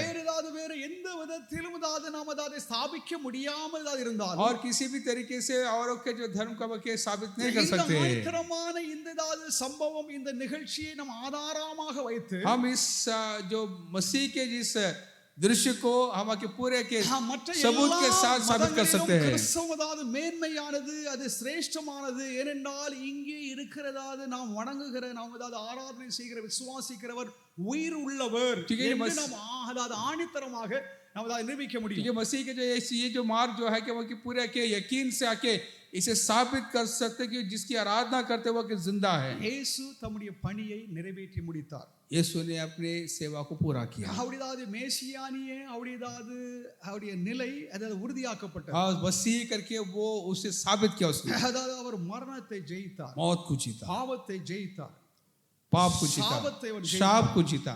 அது நாம தான் செய்ய முடியாது. हम नहीं कर सकते। நாம தான் மரணத்தை தான் மேற்கொள்ளவோ, हम मौत पर जीतना பாவத்தை மேற்கொள்ளவோ, या पाप पर जीतना, சாபத்தை மேற்கொள்ளவோ நம்மால் அது கூடாமல் இருக்கிறது. शाप पर जीतना ये नामुमकिन है। இயேசு விசுவாசிக்கிற நாம் लेकिन जो यीशु पर विश्वास करते हैं, பாவத்தின் மேல் ஏதாவது ஒரு ஜெயமுள்ள வாழ்க்கை தான் செய்ய முடியும், அவரால் நாம் பலன் அடைகிறோம் என்று நாம் அதை விசுவாசிக்கிறோம். அப்படி நாம் வாழ हम வேண்டும். पाप से जीत सकते हैं करके वो हम पाके जो हमको यकीन है, हम भरोसा करते हैं। தேவனுடைய வல்லமையினால் தான் உயிரோடு எழும்பினார். प्रभु के सामर्थ्य से वो जी उठा। அது விசுவாசிகளுக்கு எதிர்காலத்திலே ஒரு பெரிய உயிர்த்தெழுதலின் அது நம்பிக்கையாக அது இருக்கிறது. आज विश्वास के लिए जो आके भविष्य में बहुत बड़ा एक भरोसा है वो। அப்ப இயேசுவுக்குள்ளாக கிறிஸ்துவுக்குள்ளாக இருக்கிற ஒவ்வொரு விசுவாசிகளும் यीशु में जो आके है जो हर एक प्रभु के लोग அவர் எல்லோரும் தான் உயிர்த்தெழும்புவார்கள் என்ற நம்பிக்கை, ये भरोसा कि हम सब आके जी उठेंगे। மற்றதாவது ஒருவருக்கும் அதாவது இராத ஒரு நம்பிக்கை நமக்கு இருக்கிறது. वो होप जो है वो भरोसा जो औरों को नहीं है। தேவனுடைய நாமத்திற்கு ஸ்தோத்திரம். प्रभु के नाम की महिमा हो। உயிர்த்தெழுதல் जी उठना நம்முடைய அதாவது நீதிகரித்தலை உறுதிப்படுத்தியது. हमारा धार्मिकता को आके साबित करता है। தேவன் நம்மை அதாவது நீதிமான் என்று சொல்லி அவர் அழைக்கிறார். प्रभु हमें धर्मी करके हमें आके ठहराता है। உயிர்த்தெழுதலினால் உயிர்த்தெழுதலினாலே நாம் நீதிமான்கள் சொல்லி தாது தேவன் தாது நம்மை அழைக்கிறார். जी उठने से प्रभु हमें धर्मी करके में ठहराता है. அவருடைய தியாக தாது மரணம், उसकी जो बलिदान, பாவத்திற்கு அவர்கள் தாது செய்ததாது நிவாரணம், जो पाप के लिए जो किया निवारण, அது நம்மை தாது முற்றிலுமாக நம்மை மீட்டுக் கொள்ளும் என்று தாது அது உறுதிப்படுத்துகிறது. कि वो हमें पूरी तरीके से हमें कि वो छुड़ा सकता है करके हम पर जो भरोसा में दिला है. மெய்யாகவே நாம் தாது மீட்பை தாது பெற போகிறோம். हम सच में वाकई के छुटकारा पाने वाले हैं. அடைந்திருக்கிறோம். वाकई छुटकारा पाए हैं. மீட்கப்பட்டு கொண்டிருக்கிறோம். हम छुटकारा पा रहे हैं. அடைவோம் என்னும் பெரும் நம்பிக்கை தான் நமக்கு இருக்கிறது. छुटकारा पाएंगे करके भरोसा है. இரண்டாவது, दूसरी बात, இது உயிர்த்தெழுதல், ये जी उठना, இது தாது மரணத்தை தாது ஜெயித்த தாது ஒரு நிகழ்வாகும். मौत पर आके जीता हुआ एक नजारा है. நமக்கு தாது நித்திய ஜீவி தாது ஜீவன் என்னும் வாக்குத்தத்தத்தை கொடுத்திருக்கிறார். हमेशा की जिंदगी का एक वादा में दिया है. இதனால தாது நமக்கு தாது நித்திய ஜீவன் உண்டாயிருக்கிறது. इसे हमको हमेशा की जिंदगी இயேசு मिली है. உயிர்த்தெழுந்த நிமித்தம் जी उठने से यीशु நமக்கு நித்திய ஜீவன் இருக்கிறது. हमेशा की जिंदगी है. நாம தாது இப்பொழுது நம்முடைய தாது கொஞ்சம் வயசாகி சாகிறதாது நிலை அது முக்கியமல்ல. अभी अभी हमारा जो हालात जो है वो नहीं, நம்முடைய தாது நித்தியதாது வாழ்வு, நம்முடைய தாது யுகதாது நம்முடைய இருப்பு, हमारा जो हमेशा की जो कार्य जो है, நம்முடைய வாழ்க்கை தான் நித்திய காலமாக அதை என்றென்றும் தாது வாழும் ஒரு சாக்கியத்தை நாம் பெற்றிருக்கிறோம். हमारी जिंदगी है कि हमेशा के रहने का वाक्य वो सौभाग्य हमको मिली है. இயேசு தாது கல்லறை தாது காலியாக இருக்கிறது. यीशु का कब्र है, टूम जो है वो एम्प्टी है, खाली है. अनेकर இயேசுவை பார்த்து தரிசித்து தாது இயேசுவை பின்பற்றுகிறார்கள். प्रभु कई लोग प्रभु को देखकर दर्शन पाकर उसके पीछे हो. நாட்டிலே इन दिनों में பல இஸ்லாமியர்கள், कई பல इस्लामी இஸ்லாமிய कई தீவிரவாதிகள் इस्लामी आतंकवादी இயேசு உயிரோடு இருக்கிறார் என்று அவர்கள் சாட்சி பகர்கிறார்கள். यीशु जिंदा है के गवाही देते हैं. அவர்களை தாது இயேசுவை தாது அவர்கள் பார்த்து, यीशु को देखकर, தரிசனத்தில் தாது வெளிப்பாட்டில் பார்த்து, दर्शन देखकर आके प्रकट में देखकर இயேசு ஊழியக்காரர்களாக தாது பல இடங்களிலே அவர் ஊழியம் செய்கிறார்கள். यीशु का सेवक बनकर सेवा करते हैं. தேவனுடைய நாமத்திற்கு மகிமை உண்டாக. उनके नाम की महिमा हो. கிறிஸ்துவை அழித்து போடும்படியாக मसीह को मिटाने के लिए இயேசு என்னும் ரட்சகர் ஒருவர் இல்லை என்று சொல்லிதாது எத்தனைத்ததாது அரசாங்கங்கள், தலைவர்கள், மனிதர்கள் यीशु मसीह करके ऐसे धर्म को मिटाने वाले जो सरकार या कोई भी अधिकारी हो, அவர்கள் எல்லோரும் தோல்வி वो அடைந்தார்கள். सब आके हार गए. இயேசு இன்னும் உயிரோடு இருக்கிறார். यीशु जिंदा है. ஹalleluya. हालेलुया. இயேசு ஜீவிக்கிறார். यीशु जीता है. இயேசு अनेகருக்கு தம்மை कई வெளிப்படுத்துகிறார். लोग अपने आप को जाहिर किया. அதிலதாவது ரொம்ப பிரதானமானது ஒரு சாட்சி, सबसे बड़ा गवाही அவருக்கு பெரிய எதிரியாக இருந்த சவுல் என்பவர். उसका सबसे बड़ा दुश्मन सॉल. புதிய ஏற்பாட்டில் ஏதாவது சவுலை போல வேற யாரும் கிடையாது. नए नियम में सॉल जैसा कोई नहीं. இயேசுவுக்கு பரம எதிரியாக இருந்தார். यीशु का या मसीही का बड़ा दुश्मन. கிறிஸ்தவத்தை தான் அழித்து போட வேண்டும். मसीहत को मिटाना है. சபையை தான் அழித்து போட வேண்டும். कलीसिया को मिटाना है. விசுவாசிகளை தான் கொலை செய்ய வேண்டும் विश्वासियों को मिटाना है. என்று தீர்மானித்து वैसा फैसला करके அந்த மார்க்கமே இருக்க கூடாது என்று சொல்லி அது முயற்சித்த சவுல் वो धर्म ही नहीं निर्णय करके वाके जो कमर कसे जो पौलुस இயேசுவை सॉल நேரடியாக தரிசித்தார். यीशु को रूबरू देखा, அவர் மாறிட்டார். वो बदल गया.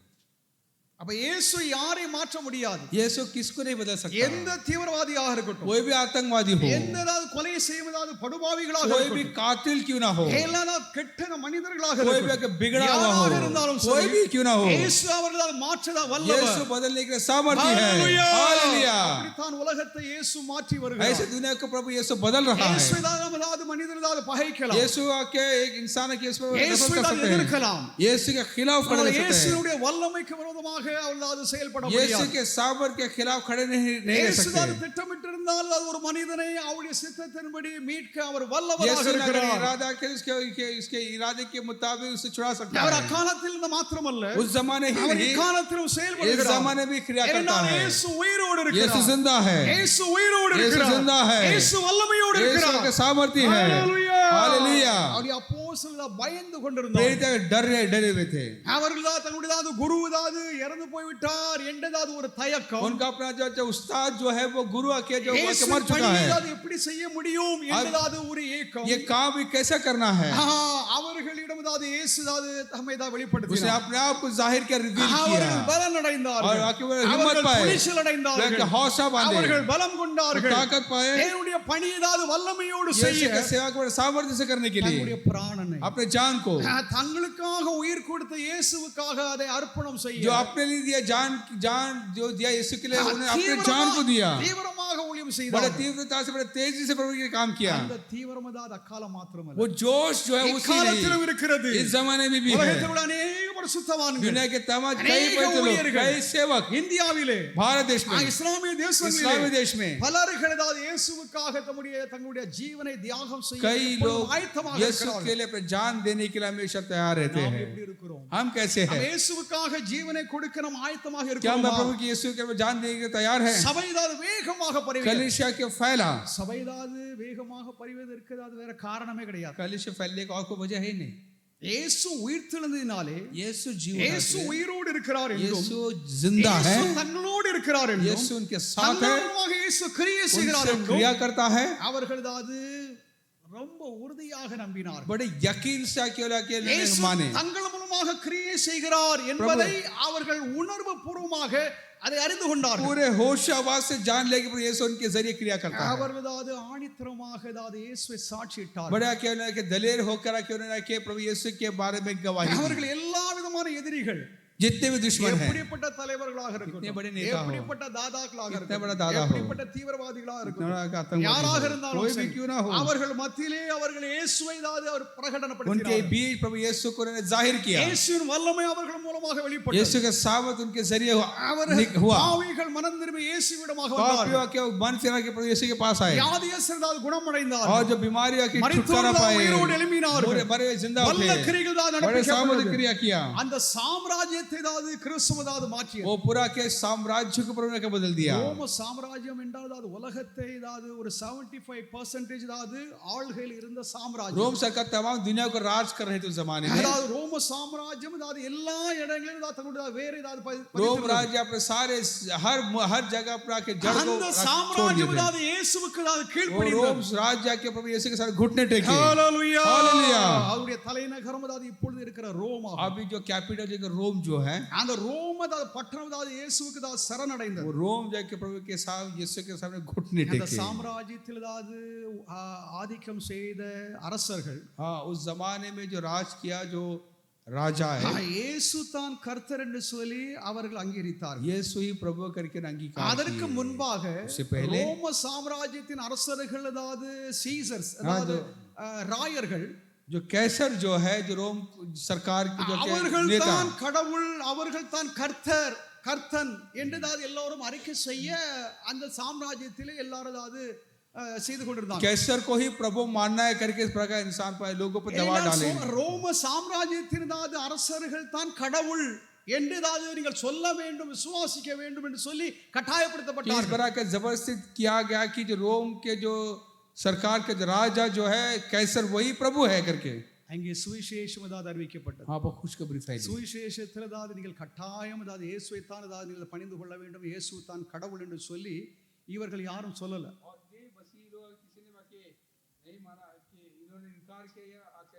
அந்த ரோமர்கள், கிரேக்கர்கள், புறஜாதிகள் எல்லோரும் இயேசு தான் கர்த்தர், ராயன் கடவுள் அல்ல कैसर नहीं என்று அவர்களை அதாவது அறிக்கையிட்டார்கள். खुदा के उन्होंने आके इस प्रकार गवाही அந்த दी। சாம்ராஜ்யம் அதாவது சரிந்தது. वो राज्य जो அந்த साम्राज्य சாம்ராஜ்யம் முழுவதும் गिर पड़ी। கிறிஸ்தவர்களாக மாறியது. तमाम साम्राज्य சபை जो ரொம்ப मसीह बना, வேகமாக பரவியது. कलीसिया फैला। ஏன்? क्यों? இயேசு தம்முடைய அப்போஸ்தலரோடு இருந்து கிரியை செய்தார். यीशु प्रेरितों के साथ रह के क्रिया किया, தம்முடைய ஊழியக்காரரோடு இருந்து அவர் கிரியை செய்தார். अपने सेवकों के साथ एक क्रिया किया। தேவனுடைய நாமத்திற்கு மகிமை प्रभु के உண்டாவதாக. नाम की महिमा हो। உயிர்த்த கிறிஸ்து जिंदा यीशु அவர் நம்மோடு இப்பொழுதும் இருக்கிறார். हमारे दरमियान है, நம்மை அவர் பலப்படுத்துகிறார். हमें हिम्मत देता நம்முடைய है, ஜெபங்களை அவர் கேட்கிறார். प्रार्थना को सुनता है। கிறிஸ்துனுடைய ஊழியம், சபையின் ஊழியமானது விரிவடைந்தது. मसीह का सेवा फैला கிறிஸ்துவானவரே உண்மை, அவரே சத்தியம் என்று சொல்லி எல்லோரும் அங்கீகரித்தார். और कि मसीह के हकीकत है करके इन्होंने माने। ஒரு விசுவாசி அவிசுவாசியாக செத்தான். विश्वासी अविश्वासी करके मरा, ஒரு அவிசுவாசி விசுவாசியாக பிழைத்துக்கிட்டான். एक अविश्वासी विश्वासी करके जिंदा रहा। நான் சொல்லுறது புரியுதா? क्या आप समझे?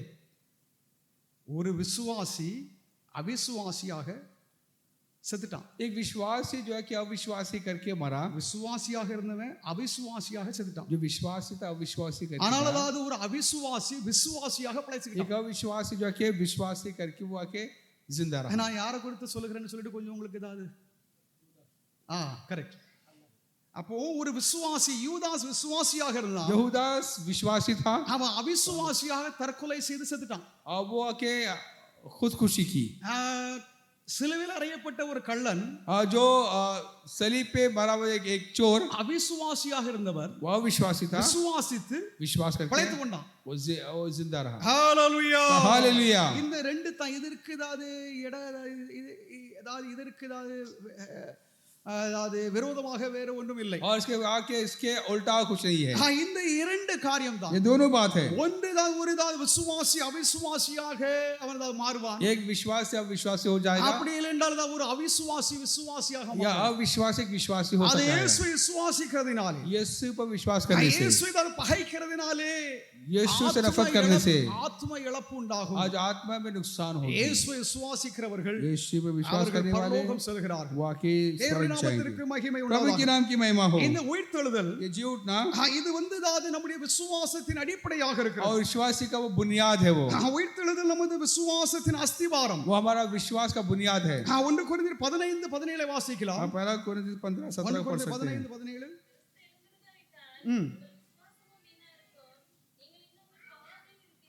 கிறிஸ்தவத்தின் மூளைக்கல் அது உயிர்த்தெழுதலாகும். और मसीह के जाके जी उठना है। கிறிஸ்துவானவர் உயிர்த்தெழும்பவில்லை என்றால், अगर मसीह जी नहीं उठा तो நாம் இன்னும் நம்முடைய பாவத்தில் அது மனித்திருக்கிறோம். हम अब भी अपने पाप में ही रहते। நம்முடைய விசுவாசமானது அது உறுதிதாது படவில்லை. हमारा विश्वास आके वाक्य वो साबित नहीं हुई, அதில் வல்லமை இல்லை, सामर्थ नहीं, நம்முடைய பாவம் அது மன்னிக்கப்படவில்லை, पाप माफ नहीं किया நம்முடைய गया, விசுவாசம் அது விருதாவாக இருக்கிறது, विश्वास व्यर्थ है, அது ஒரு ஏமாற்றமானதாக இருக்கிறது, वो आके बेवकूफी है, நாம் அதாவது ஒரு போலியான हम आके धोखे में हैं। நபரை, एक ऐसा அல்லது व्यक्ति ஒரு को மோசடியை நாம் பின்பற்றுகிறோம். हम आके इस प्रकार के धोखा खाए। கிறிஸ்து விசுவாசம், मसीह विश्वास நம்முடைய நம்பிக்கை, हमारा भरोसा அது கிறிஸ்துவுடைய உயிர்த்தெழுதலாகும். मसीह का जी उठना है। கிறிஸ்து இன்னும் உயிரோடு இருக்கிறார். मसीह अब भी जिंदा है। உயிர்த்தெழுதலாவது சிலுவையினால் உறுதிப்படுத்தியது. जी उठा यीशु को जाके सलीब के साबित करता है। நமது பாவங்களுக்காக மரித்தார், हमारे पाप के लिए यीशु मरे। அந்த பலியை தேவன் அங்கீகரித்தார். उस बलि को यीशु ने प्रभु ने अंगीकार किया। வீணாக தம்முடைய ஜீவனை அவர் கொடுக்கவில்லை, व्यर्थ अपने जीवन को नहीं दिया। இயேசுவின் பலியை यीशु की बलि को தேவன் அங்கீகரித்தார். ये प्रभु ने अंगीकार किया। accepted his sacrifice. उसकी बलि को प्रभु ने अंगीकार किया। அவரது பாவத்தின் கடனை அவர் செலுத்தி தீர்த்தார். वो पाप का उस कर्ज को चुकाया। நம்முடைய பாவ கண்கள் எல்லாம் இயேசுவின் மரணத்தினால் அது நிவர்த்தி செய்யப்பட்டது, இல்லை என்றால் அது செலுத்தப்பட்டாய். पाप का कर्ज आके प्रभु यीशु के जरिए वो चुकाया गया।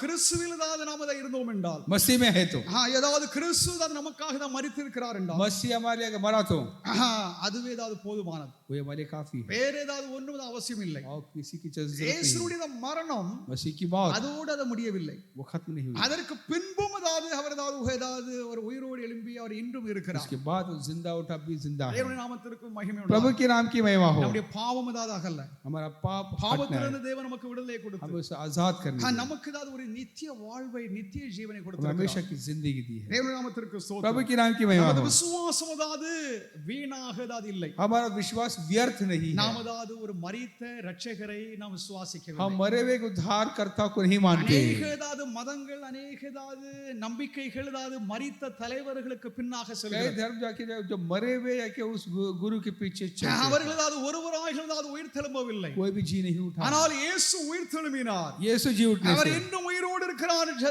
அவர் ஜீவிக்கிறார், वापस जिंदा है, जी रहा है। மரித்த ஒரு இரட்சகரை நாம் பின்பற்றவில்லை. हम मरे हुए उद्धारकर्ता के पीछे नहीं चलते। நம்முடைய இயேசு மரித்திருந்தால், हमारा यीशु मरे तो அவர் மரித்தே இருந்தால், वो मरा ही होगा तो நம்முடைய சுவிசேஷம் வீணாகும். हमारा खुशखबरी व्यर्थ है। நற்செய்தி என்றதாவது அந்த வார்த்தைக்கு அர்த்தமே இல்லை. वो खुशखबरी का अर्थ ही मतलब ही नहीं है। அது அர்த்தம் இல்லை, அது பயனற்றதாகும். बेमतलब का है कि वो एक शब्द है। நம்முடைய பாவங்கள் இன்னும் நம்மில் தான் இருக்கும். हमारा पाप जो है हम में अब भी हो। நம்மில் பாவம் நம்மில் இருக்கும் என்றால் நம்ம அது மன்னிக்கப்படல, हम अब तक माफ नहीं किए गए। அது ஒரு நம்பிக்கையற்ற ஒரு बेभरोसा कार्य है। அப்ப இயேசு உயிர்த்தெழும்பவில்லை என்றால், यीशु अगर नहीं जी उठा तो அவருடைய தெய்வீகம், उसकी ईश्वरता அதில் ஒரு ஒரு பாதிப்பு உண்டாகும். उसमें एक बड़ा एक सवाल उठेगा, அவருடைய பூர்ணமான மனுஷகத்திலும் அது ஒரு பாதிப்பு उसके உண்டாகும். परिपूर्ण इंसानियत के ऊपर भी एक सवाल அவர் उठेगा। உயிர்த்தெழுந்ததினாலே जी उठने से அவர் தேவன் என்றும் वो प्रभु है அவர் करके, மனிதன் என்றும் इंसान है करके, பலமாக அது ரூபிக்கப்படுகிறது. बड़े आके साबित हुआ करके एक இயேசு जोर से। உயிர்த்தெழும்பவில்லை என்றால் अगर यीशु नहीं நாம் जुड़ा तो நம்முடைய பாவம் சாபம் மரணத்தினதான அந்த வாதை அந்த கட்டில் நாம் சிக்கியிருப்போம். हम पाप शाप के मौत में ही फंसे रहे, நாம் என்றும் தேவனை விட்டு தான் பிரிந்திருப்போம். प्रभु से हमेशा की दूरी रहेगी। நம்முடைய ஏதாவது உடல் ரீதியான ஆன்மீக ரீதியான ஒரு பிளவு என்றும் இருக்கத்தான் और आत्मिक जो दूरियां हमेशा ही रहेगी। தேவனுடைய கோபாக்கினை ஏதாவது இன்னும் ஏதாவது நம்மேல் தான் இருக்கும். प्रभु का कहर हम पर होगी। தேவனுடைய நாமத்திற்கு ஸ்தோத்திரம். प्रभु के नाम की இயேசு महिमा हो। உயிர்த்தெழும்பினார். प्रभु जी उठा। இரண்டாவது दूसरी बात, உயிர்த்தெழுந்தாத மரணத்தை ஏதாவது தலைகீழாக மாற்றியது. और जो जी उठने के बाद सब उसे उल्टा किया, அதாவது மரணத்தை ஏதாவது தலைகீழாக மாற்றியது. मौत को जो कार्य को उसे उल्टा किया। மரணம் मौत நமக்கு அந்த துயரத்தை தான் கொண்டு வருகிறது. हमें आके दर्द को ले நமக்கு आती है, வேதனையை கொண்டு வருகிறது. हमको के दुख को लेकर நமக்கு आती है, மரணத்தை கொண்டு வருகிறது. हमको मौत लेकर आती ஆனால் है। இயேசு यीशु மரணத்தை ஏதாவது செயல் இழக்க செய்தார். यीशु का जो कि उस मौत की ताकत को उसे पूरा किया, इस நம்மேல் प्रकार कमजोर कर दिया। மரணம் ஏதாவது இப்பொழுது ஆளுகை செய்யவில்லை. मौत हम पर हुकूमत नहीं அப்ப करती। நீங்க ஏதாவது சொல்லுவீங்க, ஏதாவது மரணம் நம்மேல் ஏதாவது ஆளுகை செய்யவில்லை என்றால் அது நம்ம எல்லாம் மரிக்கிறோமே. मौत हम पर हुकूमत नहीं करती तो हम सब मरते हैं। மரணத்தின் ஏதாவது அதனுடைய ஏதாவது பலம் அதாவது அதனுடைய வல்லமை நம்மேல் தான் கிரியை செய்வதில்லை. मौत की ताकत हम पर आके प्रभुता नहीं करती। இயேசு மரணத்தை ஜெயித்ததினாலே यीशु आके मौत पर जीता, நாமும் அதாவது இந்த மரணத்தை ஜெயிப்போம் என்ற ஒரு நம்பிக்கை இருக்கிறது. हम भी मौत पर जीतेंगे का भरोसा, அதற்கும் ஏதாவது ஒரு முடிவு இருக்கிறது என்று சொல்லி அப்போஸ்தலனாகிய பவுல் எழுதுகிறார். उसका भी एक अंजाम है करके, अंत है करके पौलुस ने कहा। மனிதனுடைய கீழ்ப்படியாமல் प्रभु के अधीन, इंसान के अधीन होने से அவனுக்கு அது மரணம் தண்டனையாக வந்தது. मौत आके सजा के तौर पर आई। மரணம் அதாவது வெளியிலிருந்து மனிதனுக்குள்ளாக புகுத்தப்பட்டது. मौत जो है कि बाहर से इंसान पर आया, அவனதால் கீழ்ப்படியாததினாலே அவனதால் சாகிறான். वो अधीन ना होने की वजह से मरता है। அவனதால் தேவனாக மாற வேண்டும் என்று சொல்லி எத்தனைத்தது அவனுக்கு தோல்வியில் ஏதாவது वो முடிந்தது. चाहता था कि प्रभु जैसा हो, लेकिन हुआ कि वो उसमें हार गया। ஆதாமும் ஏவாளும் அவர்கள் மூலமாக இந்த சாபம் மனித குலத்திற்குள் தான் பிரவேசித்தது. आदम हव्वा की वजह से ये बहुत शाप जो है इंसान पर आया। இந்த ஏதாவது மனித குலத்திற்குள்ளாக பிரவேசித்திருக்கிற இந்த மரணத்தையும் ये मौत जो इंसान पर जो हावी है, ஒரு மனிதன் மூலமாகவே அதை ஏதாவது தேவன் மாற்றுகிறார். ये इंसान के जरिए से बदलता है। அது மனிதனாக இயேசுவின் மூலமாக அவைகள் எல்லாம் மாற்றப்படுகிறது. प्रभु यीशु जो इंसान जो है उसके जरिए बदलता है। இல்லை என்றால் நமக்கு நித்திய மரணம் நமக்கு ஏதாவது नहीं, இருக்கும். वरना हमेशा की जो कि नरक நமக்கு हमारे लिए है, நித்திய மரணம் இல்லை. हमारे में हमेशा की मौत नहीं है। ஹalleluya. हालेलुया। இயேசுவை ஏற்றுக்கொள்ளாதவர்களுக்கு தான் நித்திய மரணம் உண்டு. यीशु को जो स्वीकार नहीं किया उनको हमेशा की मौत है। நமக்கு ஏதாவது இப்பொழுதாவது நாம் சாகிறோம் என்றால் அது உடல் ஏதாவது ஒரு உடலிலிருந்து நமக்கு ஏதாவது ஒரு விடுதலை அவ்வளவுதான். हम जो मर रहे शरीर से आके हम आके छुटकारा पाते हैं। தேவனுடைய நாமத்திற்கு மகிமை प्रभु के உண்டாகட்டும். नाम की महिमा हो। சரீர மீட்பு और जो शरीर की जो छुटकारा पाते, வெறும் ஏதாவது ஆன்மா பிழைத்தல் அல்ல. सिर्फ आके आत्मिक आके जिंदा रहना नहीं। ஆன்மா மாத்திரம் ஏதாவது பிழைத்திருக்கும், சரீரம் ஏதாவது எப்படி போனாலும் போகட்டும் என்று சிலர்கள் நம்புவாங்க. कुछ लोग मानना है कि जो आत्मा जिंदा रहना है और शरीर कैसा भी जाए करके, அதை அழியாமை என்று சொல்லி வார்த்தை ஏதாவது பயன்படுத்தலாம். अविनाशी करके कहते हैं। அதாவது ஆன்மா பிழைத்து आत्मा जिंदा रहकर, உடல் அல்லது மாமிசம் அதாவது அழிதல் அல்ல. शरीर बदन आके आके मरना। அதாவது நம்முடைய ஆன்மா நம்முடைய ஆவி ஏதாவது பிழைத்திருக்கும், हमारा आत्मा जान जिंदा நம்முடைய है, சரீரம் மாத்திரம் ஏதாவது அது அழுகி போய்விடும் என்று நம்பிக்கை. और के बदन जो है वो नाश होगा करके कहना है। அது அப்படி அல்ல. ऐसा नहीं है। தேவன் நம்முடைய ஆவி நம்முடைய ஆத்மா நம்முடைய சரீரத்தை அவர் உயிரோடு எழுப்ப போகிறார். हमारा प्रभु के हमारे रूह जा बदन को आके प्रभु के जिंदा उठाना, அதுதான் அதாவது இறுதி உயிர்த்தெழுதலாகும். वही के आखिरी आके जी उठना। இப்பொழுது இயேசு அதாவது உயிர்த்தெழுதலினாலே அவர் அதாவது உயிர்த்தெழுதலாத முதற் பலனாக இருக்கிறார். जी उठने में से पहला फल है, फर्स्ट फ्रूट है यीशु। தேவனுடைய பிள்ளைகளாக இருக்கிற நாம் இயேசுவுடைய வருகை ஏதாவது பிந்துமானால், प्रभु का अगर आगमन में अगर देरी होगी तो நாமும் இந்த உலகத்தை விட்டு ஏதாவது சென்று விடுவோம். हम भी इस दुनिया से चल அது जाएंगे। நித்திய மரணம் அல்ல. वो हमेशा की मौत नहीं நித்திய है। மரணம் யாருக்கு என்றால் किसको है वो? இயேசுவை ஏற்றுக்கொள்ளாதவர்களுக்கு நித்திய மரணம். जो यीशु को स्वीकार नहीं அப்ப किया, இயேசுவை தான் ஏற்றுக்கொண்டிருக்கிற நமக்கு जो यीशु को स्वीकार किया हम நித்திய ஜீவன் கொடுக்கப்பட்டிருக்கிறது. हमेशा की जिंदगी दी है। அதுதான் நம்முடைய நம்முடைய ஆவி, நம்முடைய ஆத்மா, நம்முடைய சரீரம் அது மறுபடியும் அதாவது மகிமையோடு அது உயிர்த்தெழும். वही हमारा रूह जा बदन आके फिर से महिमा में जी उठेगा। தேவனுடைய நாமத்திற்கு ஸ்தோத்திரம். प्रभु के नाम की महिमा हो। உயிர்த்தெழுதல் நமக்கு அதாவது பெரும் அதாவது உண்மையாக அதாவது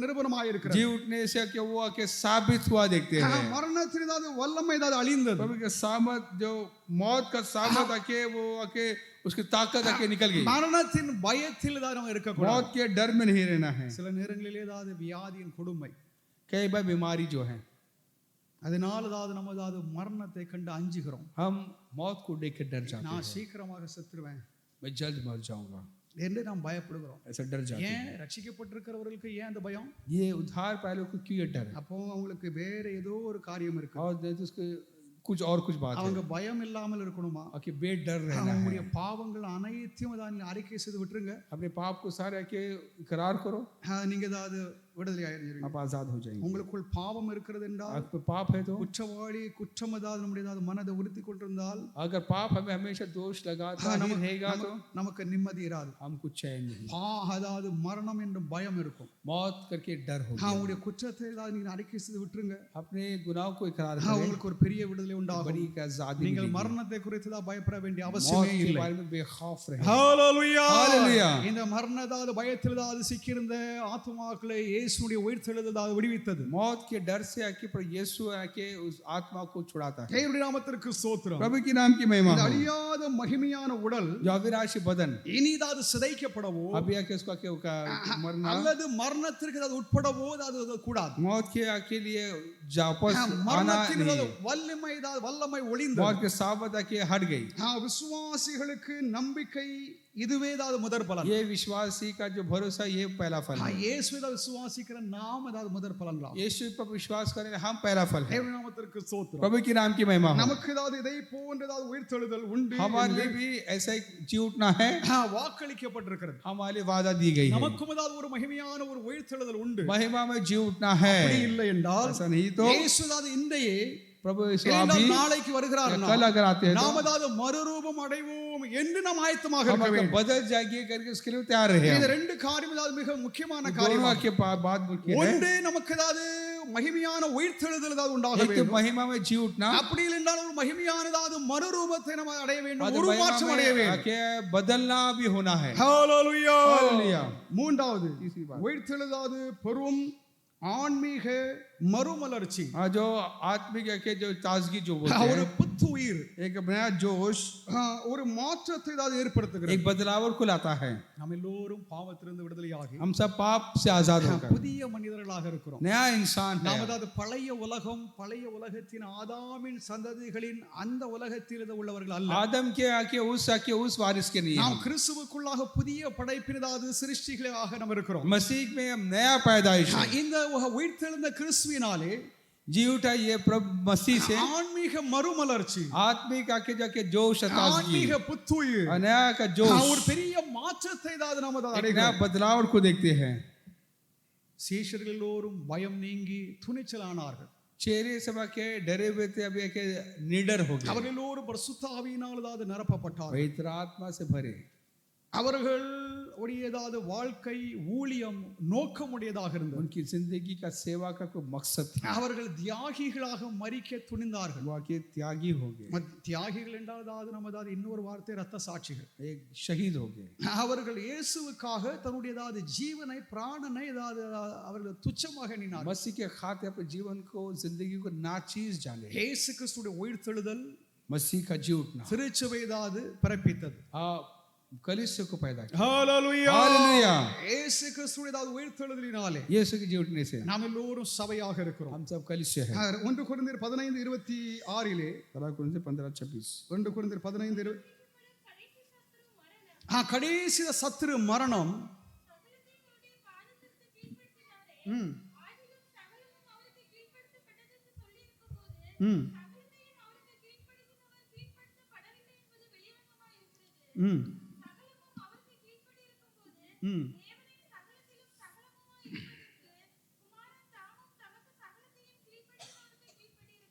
हालेलुया। இங்கேதான் மரணம். या मौत। இயேசு மரணத்தை ஜெயித்தார். यीशु मौत पर जीता। அப்ப இயேசுவை தான் பின்பற்றுகிறதாவது நாம் அதாவது யாரும் மரணத்தை தான் ஜெயிக்கவில்லை. हम आगे कोई मौत पर नहीं जीता। நீ நல்லதாவது கவனிக்கணும். इस बात को जानना है। எந்த ஊழியக்காரனாக இருக்கட்டும், எந்த பரிசுத்தவான்களாக இருக்கட்டும், யாராக இருக்கட்டும், कोई भी क्यों ना हो, இயேசு மரணத்தை ஜெயித்தார். यीशु ने मौत को जीता। இப்போ இயேசுவை தான் பின்பற்றுகிறவர்கள் பின்பற்றினதாவது அப்போஸ்தலர்கள் ஏதாவது சீஷர்கள் யாராக இருந்தாலும் சரி, यीशु के पीछे चलने कोई भी இந்த क्यों ना மரணத்தை அவர்களால் வெல்ல हो, ये முடியும். मौत को वो जीत नहीं पाए। அப்போதாவது கடைசி சத்ரு மரணம் ஒன்று இருக்கிறது. जो आखिरी दुश्मन है मौत, இயேசு தான் அந்த ஏதாவது மரணத்தை ஏதாவது அந்த கடைசி மரணத்தை ஜெயிச்சிட்டார். उस आखिरी मौत को यीशु ने जीता। அப்ப இயேசுவின் பிள்ளைகளாகிய நாம், यीशु के बच्चे हम, இயேசுவுக்கு ஏதாவது உண்மையாக ஏதாவது இருக்கிறவர்களுக்கு, यीशु के लिए जो सच्चे हैं, அவர்களுக்கும் அந்த மரணம் ஏதாவது நமக்கு ஏதாவது நாம் அடைகிறோம். हम भी आके मरते हैं। நாமும் அநேக பரிசுத்தவான்களாவது கடந்த 2000 ஆண்டுகளாக லட்சக்கணக்கான பக்தர்கள் கிறிஸ்துவுக்குள்ளாக மரித்து பரலோகம் कितने சென்றிருக்கிறார்கள். भक्त आके मरे हम देखते हैं पिछले जो साल ஆனாலும் से, மரணம் இருக்கிறது. लेकिन मौत है, மரணம் அதாவது இருக்கத்தான் செய்கிறது. मौत तो है। அப்போதாவது இந்த எதிரி மரணம் என்று சொல்லி பவுல் சொல்கிறார். आखिरी जो दुश्मन मौत है, இந்த தடையை इस தேவன் रुकावट को திட்டத்தில் ஏதாவது முழுமையாக அதை ஏதாவது நிறுத்த போகிறார். अपने जो इरादे को आके वो अंजाम लाने वाला है। இயேசுவுக்குள்ளாக எல்லாம் அதாவது நிறைவடைந்தது. यीशु में सब कुछ आके पूरा हुआ। ஆனால் இப்பொழுதும் अभी நாம் அதாவது எழுத்தின்படி जैसा लिखा है, நாம் அதாவது அநேக ஏதாவது மரணத்தை பார்க்கிறோம், அதாவது நாம் அதாவது மரிக்கிறோம். कई लोग मरते हैं। வெளிப்படுத்தும் விசேஷத்தை அதாவது கிறிஸ்துவுக்குள் மரிக்கிறவர்கள் பாக்கியவான்கள் என்று அங்கே எழுதப்பட்டிருக்கிறது. मुबारक है इंसान जाके उसी में मरते हैं कि लिखो करके सब அப்ப कहते हैं, प्रकाशित இயேசுவை वाक्य में। விசுவாசிக்கிறவர்களுக்கு அதாவது அந்த மரணம் அதாவது அது आज பரிசுத்தமாக்கப்பட்டது. जो मसीह में मरे हुए जो व्यक्ति जो है कि वो पवित्र है, ஆனால் नजरों அதாவது में நாம் அதை மரிக்கத்தான் செய்கிறோம். हम आके मरते हैं, ஏனால் அதாவது இந்த மரணம் அதாவது முற்றிலுமாக அதாவது ஸ்டாப் ஆகும். क्योंकि मौत जो है कि आखिर में आके पूरा पूरा होगा। அதற்கு பின்பாக மரணம் என்றதாவது வார்த்தைக்கு இடமே இருக்காது. और मौत जगह रोका जाएगा, उसके बाद मौत करके कोई नामो निशानी அது होगा। மீட்பின் முடிவாகும். वाकई छुटकारे का அதை आखिरी होगा। தேவன் அதாவது இந்த ஏதாவது மண்டலத்தை ஏதாவது இந்த பூமி என்னும் மண்டலத்தை விட்டு ஏதாவது அகற்ற இருக்கிறார். हाँ, इस जमीन से ही प्रभा के वो पूरी तरह से निकालने वाला है। உலகத்தின் கடைசி முடிவில் மரணம் ஏதாவது விழுங்கப்படும். हाँ, जो आखिरी में मौत का के निगल दिया जाएगा। தேவநாமத்திற்கு ஸ்தோத்திரம். प्रभु के नाम की महिमा हो। கிறிஸ்துவுடைய நித்திய ஜீவனாலே मसीह की जो आखिरी जो जिंदगी, இந்த மரணம் ஏதாவது எல்லாம் ஏதாவது அழிந்து போகும். ये मौत से आके खत्म हो அது जाएगी। எல்லாம் ஏதாவது தேவன் அதை விழுங்கி போடுவார். सब आके वो निगल दिया जाएगा। வெற்றி முரசு, मौत जो जीत जो है, வெற்றி ஏதாவது முழக்கம், और जो जीत का जो घोषणा, அது முழங்கப்படும் அதாவது நேரத்தில் इस बार जब आके घोषित किया जाएगा, அதாவது மரித்த பரிசுத்தவான்கள் அதாவது உயிரோடு எழும்புவார். सब पवित्र आके जी उठेंगे। ஹalleluya. हालेलुया। அப்பொழுதாவது இந்த ஏதாவது மரணத்தின் இந்த வல்லமை ஏதாவது கம்ப்ளீட்டாக तो मौत के பரிகரிக்கப்பட்டிருக்கும். जाके साबत है पूरी तरह से आके हट जाएगी। மரணம் மனிதனுடைய ஏதாவது எதிரியாகும். हाँ, मौत जो इंसान का दुश्मन அது है, மனிதனுக்குள்ளாக ஏதாவது பிரவேசித்திருக்கிறது. इंसान में प्रवेश हुआ அது है। மனிதனுடைய கீழ்ப்படியாமையினால் உண்டாயிருக்கும் ஏதாவது இந்த மரணம். इंसान के आदि ना होने से जो ये சாத்தானுக்கு மரணம் கிடையாது. शैतान को मौत नहीं है। சாத்தான் அதாவது அவனுக்கு மரணமே கிடையாது. और அவன் शैतान को मौत ही नहीं है, நித்திய காலமாக அதாவது அவன் ஜீவிக்க போகிறான். वो कि हमेशा के रहने वाला है। கடைசி எதிரி அதாவது மரணம். आखिरी जो दुश्मन சாத்தான், शैतान, பாவம், சாபம், கள்ளதாவது மதங்கள் எல்லாம் முடிவுக்கு வரும். हाँ, शैतान के जाके जो गलत आके धर्म या कोई कार्य जो है पाप शाप सब के मिट जाएगी। இயேசுவுடைய உயிர்த்தெழுதலினாலே चिउटने से प्रभु यीशु के பெரிய ஒரு மாற்றத்தை நாம் அதாவது இன்னும் एक எதிர்பார்க்கிறோம். बड़ा बदलाव को हम देखते हैं। ஒரு பகுதியை நாம் அதை எதிர்பார்த்து நாம் அனுபவிக்கிறோம். एक हिस्सा को हम आके अनुभव कर रहे हैं, மீதி உள்ள பகுதியை ஏதாவது நாம் அதாவது பார்த்து அதை ஏதாவது அனுபவிக்க நாம் और காத்திருக்கிறோம்.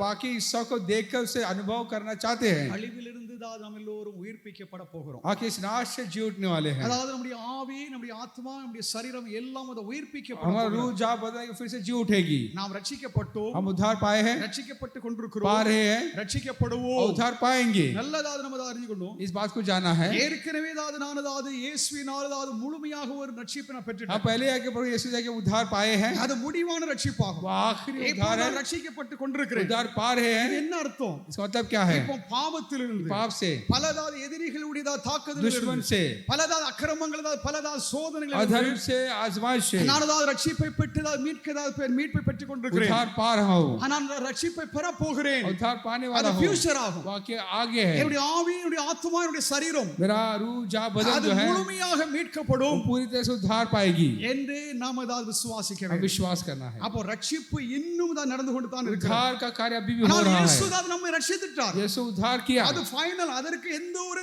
அதற்கு எதிரடியான எந்த ஒரு காரியமும் கிடையாது. इसके खिलाफ कुछ नहीं है। அதுதான் அது நித்திய மீட்பாகும். वह कि हमेशा का छुटकारा है। அப்படி என்றாலும் நாம இப்பொழுதாவது இயேசு விசுவாசிக்கிற நமக்கு பல பாடுகள், हम जो विश्वास करते कई एक तकलीफें, பல துன்பங்கள், कई பல मुसीबतें, வியாதிகள், कई बीमारियां, பல அதாவது சோகங்கள், பல அதாவது துயரங்கள், कई शोक हम करते हैं। அவைகளிலிருந்து கர்த்தர் நம்மை அவ்வப்பொழுது அதாவது நம்மை விடுவித்துக் கொண்டே उससे वो இருக்கிறார். छुड़ा रहा है हमें। பின்பு கடைசியாக आखिर में நம்முடைய ஆவி, நம்முடைய ஆத்மா, நம்முடைய அதாவது இந்த உடல், हमारा रूह जा बदन जो है என்னதான் இந்த உடல் இது இப்பொழுதாவது வியாதிப்படுகிறது, अभी बीमार पड़ती है। இது குறைவுபடுகிறது, ये इसमें कमजोरी இது है, மகிமை அடையல. ये महिमा नहीं पाया। அப்போதாவது அந்த ரட்சிப்பு அதாவது அந்த மகிமை அடையும் அதாவது அந்த நிலைக்கு அதாவது நாம் இப்பொழுது காத்து கொண்டிருக்கிறோம். अब वो जो महिमा के उस कार्य के हम इंतजार कर रहे हैं। ரட்சிக்கப்பட்டோம், ரட்சிக்கப்படுகிறோம், उद्धार ரட்சிக்கப்படுவோம். उद्धार पाएंगे। ஹalleluya, हालेलुया। ரட்சிக்கப்பட்டோம், ரட்சிக்கப்படுகிறோம், ரட்சிக்கப்படுவோம். उद्धार पाए, उद्धार पा रहे, उद्धार पाने वाले தேவனுடைய हैं। ரட்சிப்பு மகா மேன்மையானது. प्रभु का उद्धार महान है। இயேசுவுடைய உயிர்த்தெழுதல் प्रभु का जी उठना அது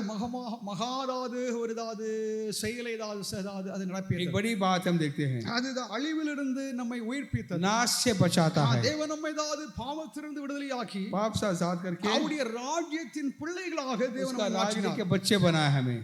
இறுதி வெற்றி आखिरी जीत இயேசுவுக்குள்ளாக கிறிஸ்துவுக்குள்ளாக இருக்கிற ஒவ்வொரு விசுவாசிகளையும் मसीह में रहने हर एक जो प्रभु विश्वास है, நித்திய வாழ்வு, हमेशा की நித்திய जिंदगी, ஜீவனை हमेशा की அவர்கள் जिंदगी அடைந்து को पाकर அவர்கள் என்றும் அதாவது மரணம் இல்லாத ஒரு மண்டலத்திலே இரண்டால் யுகம் யுகமாக தேவனோடு வசிப்பார்கள். वो हमेशा के रहकर प्रभु के साथ के रहेंगे। அப்போ தேவனுடைய பிள்ளைகளாக இருக்கிற நாம் इसे प्रभु के लोग हम இப்பொழுது நாம் அதாவது வெற்றி அடைந்திருக்கிறோம். हम जीते हैं, நான் வெற்றி அடைந்து கொண்டிருக்கிறேன், जीत रहे நான் हैं, வெற்றி அடைய போகிறேன் जीतेंगे। என்ற நம்பிக்கை நமக்கு ரொம்ப वो உறுதியாக இருக்க भरोसा வேண்டும். हमको होना चाहिए। ஒருபோதும் அதாவது நாம் அதாவது தளர்ந்து விடவே கூடாது. हम आके हर किसी हिम्मत नहीं हारना है। அதாவது நம்மை தான் தாக்கும் தான் சாத்தானுடைய எல்லா போராட்டங்கள், हमारे खिलाफ जो उठने वाला हर एक हमला, எல்லா சோதனைகள், सारा आजमाइश, வியாதியின் தான் எல்லா கொடைமைகள், बीमारियां, அவைகளை கண்டு பயப்படவே கூடாது. उसे देख के हम ना डरे। हम இயேசு என்னோடு இருக்கிறார், यीशु हमारे நான் साथ है, இயேசுவின் பிள்ளை, यीशु के बच्चा நான் हूं, இயேசுவினால் மீட்கப்பட்டவன், यीशु से छुड़ा गया हूं, தேவன் என்னை தான் மீட்டுக் கொள்வார், என்னை ரட்சிப்பார் என்ற முழு நம்பிக்கை நமக்கு அவசியம். यीशु मुझे छुड़ाएगा करके वो भरोसा। நான் கடந்த அதாவது ஃப்ரைடே அதாவது வெள்ளிக்கிழமை என்று அதாவது பெரிய வெள்ளி என்று நான் சொல்லும் பொழுது और शुक्रवार को जब मैंने कहा था கிறிஸ்துவை பின்பற்றின अनेक பக்தர்கள் मसीह के पीछे चले कई भक्तों தன்னுடைய அதாவது இறுதி நாளிலே என்ன பேசி அவர்கள் மரித்தார்கள் என்று சொல்லி ஒன்று ரெண்டு ஏதாவது காரியங்களை மாத்திரம் क्या சொன்னார். मैंने आके उन्होंने क्या कह के मरे करके मैंने देखा, मैंने कहा தேவனுடைய பிள்ளைகளாக இருக்கிற நாம் प्रभु के लोग हम மரணத்தை குறித்த பயம் இருக்கக்கூடாது. मौत के बारे में नहीं डरना, மரணம் வந்தால் அதாவது அதை பற்றி தான் கவலை இல்லை. आएगा भी तो डर नहीं அப்ப है। நமக்கு கவலை பயம் இருக்குதுன்னா अगर डर है तो நல்லா அறிஞ்சிக்காங்க, अच्छी तरह जान நீங்க लीजिए, நோட் பண்ணிக்காங்க. आप जान लीजिए உங்ககிட்ட ஏதோ பாவம் இருக்கு, आप पे कुछ तो के ஏதோ पाप है, ஏதாவது மனசுல ஒரு உறுத்திக்கிட்டு कुछ இருக்குது. तो है जो आपको जाके அதை चोट நீங்க पहुंचा रही அறிக்கை செய்து விட்டுருங்க. है, उसे कबूल You will करे, be इकरार freed. करे, आप आगे நீங்க आजाद हो பயத்தை जाएंगे। குறித்து பயமே डर के இருக்காது. कोई डर नहीं आपको, அதை செய்யுங்க, इसे कीजिए, அதை ஏதாவது பிராக்டிஸ், इसे அதை कीजिए, செய்யுங்க. कर्म कीजिए आप। உங்களுக்கு ஏதாவது நமக்காக எங்களுக்காக நமக்காக முழு உலகத்திற்காக இயேசு உயிர்த்தெழும்பினார். तमाम दुनिया के ऊपर यीशु जी उठा। அப்ப இயேசுவை பின்பற்றுகிற நமக்கு பெரும் நம்பிக்கை இருக்கிறது. आज यीशु के पीछे चलने वाले हमको बड़ा भरोसा है। தேவன் கொடுத்திருக்கும் நம்பிக்கைக்காக கர்த்தருக்கு इस ஸ்தோத்திரம். भरोसे के लिए प्रभु को இந்த धन्यवाद। நம்பிக்கையினால் இது கிறிஸ்துவ இன்னும் பாதுகாக்கப்பட்டிருக்கிறது. प्रभु हम अभी तक संभाला है। அதாவது अनेक பக்தர்கள் அதாவது இயேசுவுக்காக அதாவது ரொம்ப பிரயாசம் எடுக்கிறாங்க. आप बकई भक्त प्रभु के लिए प्रयास उठाते हैं, நாம அதாவது கொஞ்சம் தான் செய்கிறோம். हम थोड़े करते हैं, நமக்கு இருக்கிற இந்த கொஞ்ச பலத்தோடு நம்ம செயல்பட்டு हम இருக்கோம். इस ताकत से हम करते हैं। அநேக பேருக்கு அநேக வசதிகள் அநேக பல காரியங்கள் இருக்கு, அதை முன்னிட்டு அதை செய்கிறாங்க. कई लोग कहते हैं सुविधाएं करते हैं, நமக்கு இருக்கும் அதாவது இந்த கொஞ்ச பலத்தோடு நம்ம தான் செயல்படுறோம். हमको जो है हम उसे करते हैं। தொடர்ந்து நாம் கர்த்தருடைய வல்லமை நாம் பெறுவோம், प्रभु के सामर्थ को आगे पाए, தேவனுடைய கிருபையை நாம் பெறுவோம். प्रभु का अनुग्रह को पाए, அந்த கிருபையினாலே உயிர்த்தெழுந்த கிறிஸ்துவுக்காக இந்த பூமியிலே अनुग्रह को लेकर प्रभु के जी उठाए यीशु को, காரியங்களை செய்வோம். प्रभु के बड़े काम करें, கர்த்தரோடு இருப்பாராக. प्रभु आपके साथ रहे, கர்த்தர் இந்த வார்த்தையை प्रभु ஆசீர்வதிப்பாராக. इस वचन को आशीष करें। Hallelujah, hallelujah.